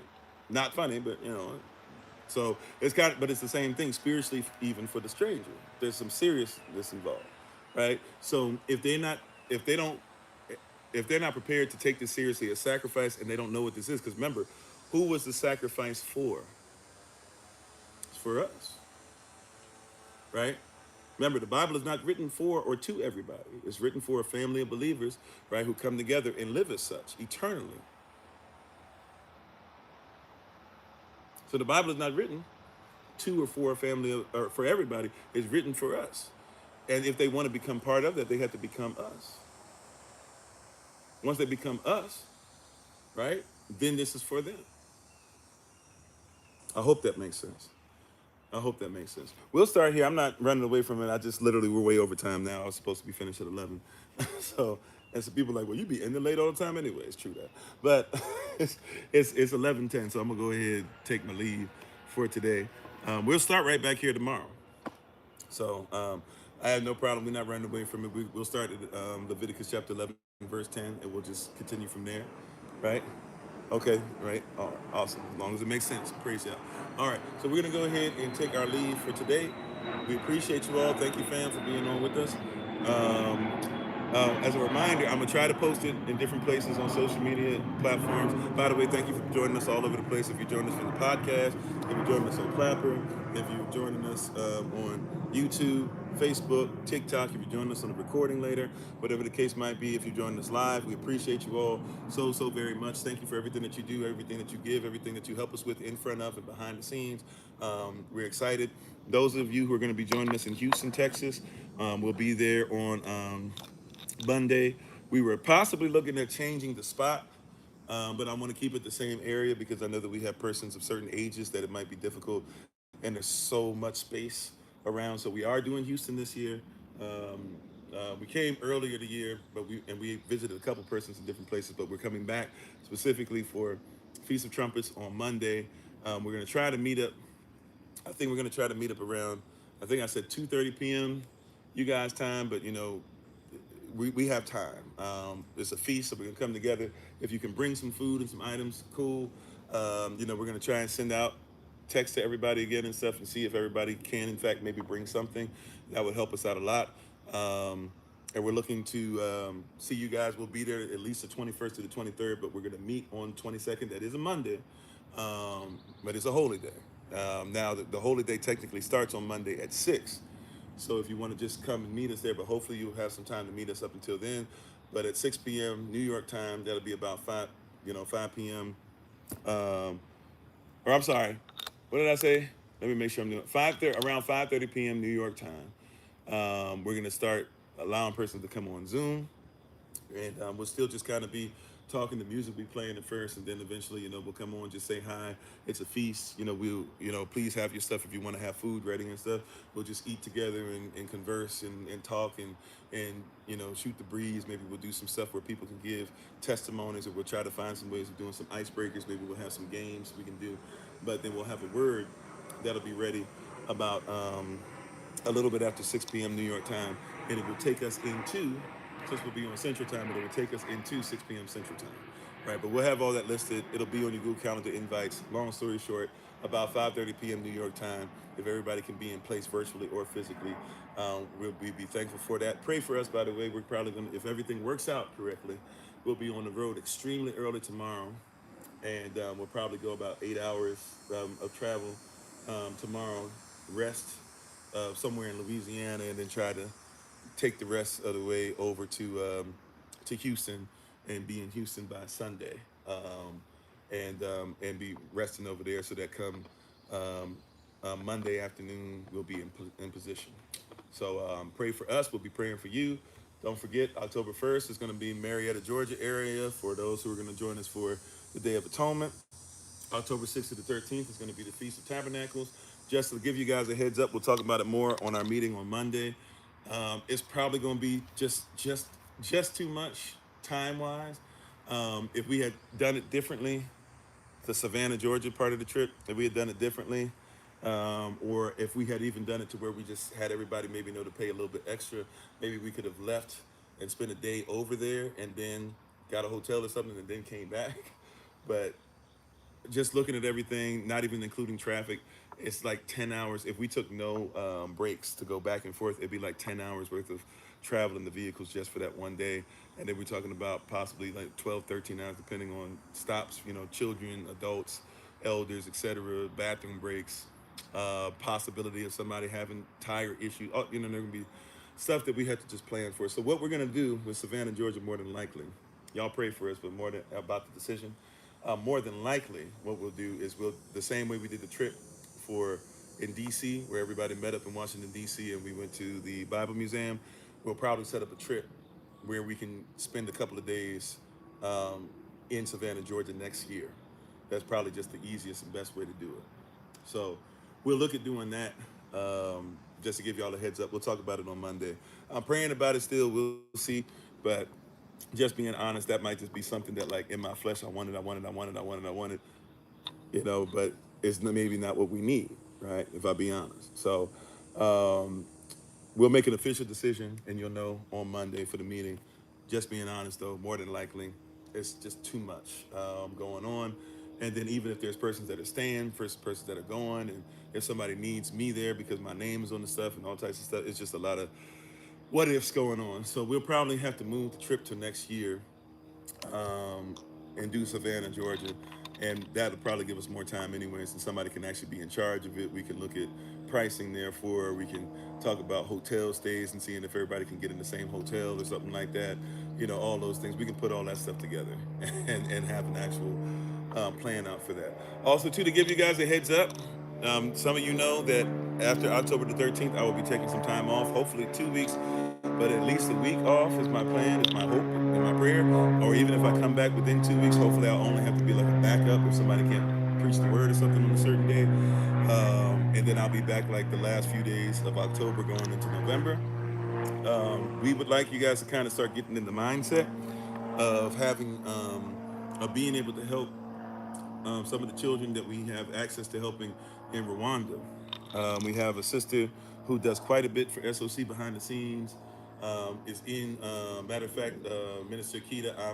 I need to make sure you get her information. I would like for you and possibly even Elder Anais to partner with her and get some stuff done. I got some other stuff for Elder Tamara to do. Thank you, Elder Tamara. Thank you, Elder Nice. Thank you, Minister Keita. Uh, Sometimes I get to be pastor. A lot of times I be letting people make choices. Sometimes I get to be like, hey, you're going to do this. But you'll like it. You'll like the assignment. But basically, long story short, we're going to try to put some stuff together to where we can start Once we finish that, we have a lot of families in need that we've been helping and stuff, but we should be in a position to where financially we can help to start pushing towards helping those children over there. Again, we did a very small, donation for what they're doing, but ultimately we're going to try to do that. And even there's a possibility where maybe we might be able to even go over there because it's a lot cheaper to fly over to that area. We're going to make sure we double check safety and everything over there, but we literally have a building and all types of stuff to stay in already taken care of. So that part is simple. It's just getting people over there to and from. But long story short, we're going to look at trying to donate some funds to help the children over there, some children that are in need, some of our own who believe what we believe, and even some of them that are coming into the knowledge of it slowly. We believe that we should help children as much as we can. We do this from time to time. Obviously, we help our own first. As far as SOC, I think we do a great work at that. We've helped children in Haiti. We've helped children in Puerto Rico. We've helped children in England. We've helped children around the world, in Africa and Ghana, etc. This time we're going to focus on Rwanda, and this will probably be something that will actually be a long-term partnership. And maybe, like I said, we'll even turn to us every once in a while being able to go and peek our heads in the door, whether it's me or even sometimes we might be able to put some stuff together and say, hey, somebody on staff, you guys go and represent us this year, whatever the case might be. So it looks like it's going to be a beautiful partnership, a beautiful relationship. It also looks like something to where if we do it correctly, financially will help both sides, which is a beautiful thing as well. But mostly we're trying to make sure that we help and bless children. Might even try to see if we do something along the roads with some of the children over there.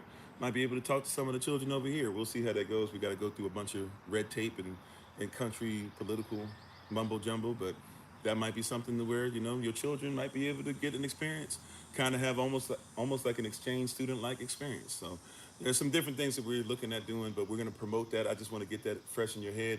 I'm going to say that as much as possible. I'm going to start posting different things. Obviously, we're going to get to the holy days first, but you're going to start seeing during those last couple of weeks of October, you're going to really start seeing it pushed and pushed and pushed. And we want you to think about it, pray about it, have it on your heart. And that way, those of you who do give donations towards certain things, we might even say, hey, chill out. You can pause on the 5 to 10 thing for a second, or you can pause on this for a second, or you can pause on that one, right? But focus on helping the children. We really feel the unction of the Holy Spirit, and we'll give more information. Just want to give that to you guys in advance. All right. So thank you all. I appreciate you. Don't forget, if you're getting shirts, get them from Brother Jermaine at Germ Johnson Insurance at gmail.com. Not with a G, but with a J. Jerm Johnson, JOHNSON, insurance, INSURANCE at gmail.com. Germ Johnson Insurance at gmail.com. Get your shirt. You got the white ones for Feast of Tabernacles. You also have the orange ones. The orange ones glow in the dark. You can get them in short sleeve. You can get them in long sleeve. You can get them in hoodies. And I believe all of them have tassels, no matter which version you get. All of them have the tassels attached. All right? So love y'all. I appreciate you. Continue to do great, righteous, majestic, awesome things. And I will talk with you soon. Thank you for being on again. Oh, and tonight, join us tonight on YouTube and on TikTok and Kofi_42 if you can. Join us tonight. We are going to talk some more about Charlie Kirk, and we'll see what comes out of that. I really don't know what direction we're going to go in tonight, but you know, it's more so we kind of laid out the groundwork for it. This is more so just talking about how Charlie Kirk, what he's a representation of, not necessarily even talking about him personally at this point. But if you'd like to join us for that, I'll just let you know what's going on and with that, and I'll try to promote that and make sure everybody sees. And hopefully you guys join us. And if there's questions, comments, concerns, whatever, even if there's persons who say some things we may not like so much or whatever, let's have conversation. Prayerfully it leads towards healing, but nothing. If nothing else, hopefully it leads towards revealing. So, love y'all to life. I hope that you guys have a great day, an awesome day, a Yah-inspired day. If you'd like to stick around on TikTok, join us for the shout-out. If you want to come from other platforms, join us on TikTok for the shout-out. If you've never done a shout-out with us before, just stick around, and we'll show you how that works once the music begins to play. Once again, we're going to ask, if you don't mind, please, ma'am, sir, if you can just wait until the music begins to play, and you'll see exactly how the shout-out works, and hopefully you'll enjoy it, and hopefully you'll partake in it. So, tada, mashabachi. Thank you, everybody. We so very much appreciate you being on, and we look forward to talking with everybody again very, very soon. Thank you again for being with us this year. For us, we're in a hashtag a safe place, and hopefully this is a safe place not only for you to hear the word, but also to grow with everybody else. So we thank you again. We appreciate you. We honor you. We give all honor and praise to the Most High. We give all praise and honor to him for my wife, the Honorable Amma, who lives a life that's able to be honored. As always, you can check her out on TikTok, YouTube, her website, and Pinterest at Bloom and Flourish. Not A-N-D, the letter N, Bloom and Flourish. Matter of fact, right now on TikTok, Bloom and Flourish 3. She is a healer, herbalist, chemist, and biologist by degree. Love you all. Let's support each other. Let's continue to do what's righteous in the sight of Yah. And we thank you all so much. So, as always, it's been Pastor Kofi, Pastor Servant of Christ, where we are always changing lives one mind at a time by being a voice of the voiceless and speaking the unspoken. And until I have the great privilege, opportunity, and responsibility of being in front of you all again, please remember, as always, Yechada Sha'al, that you are loved, you are necessary, you are majestic, you are fearfully and wonderfully made, and you, which is all of us working together, will be the reason why people who are in the system no longer have to be of it. Shalom, take care, peace, thank you again. For those of us, well, thank you again to everybody, sorry, excuse me.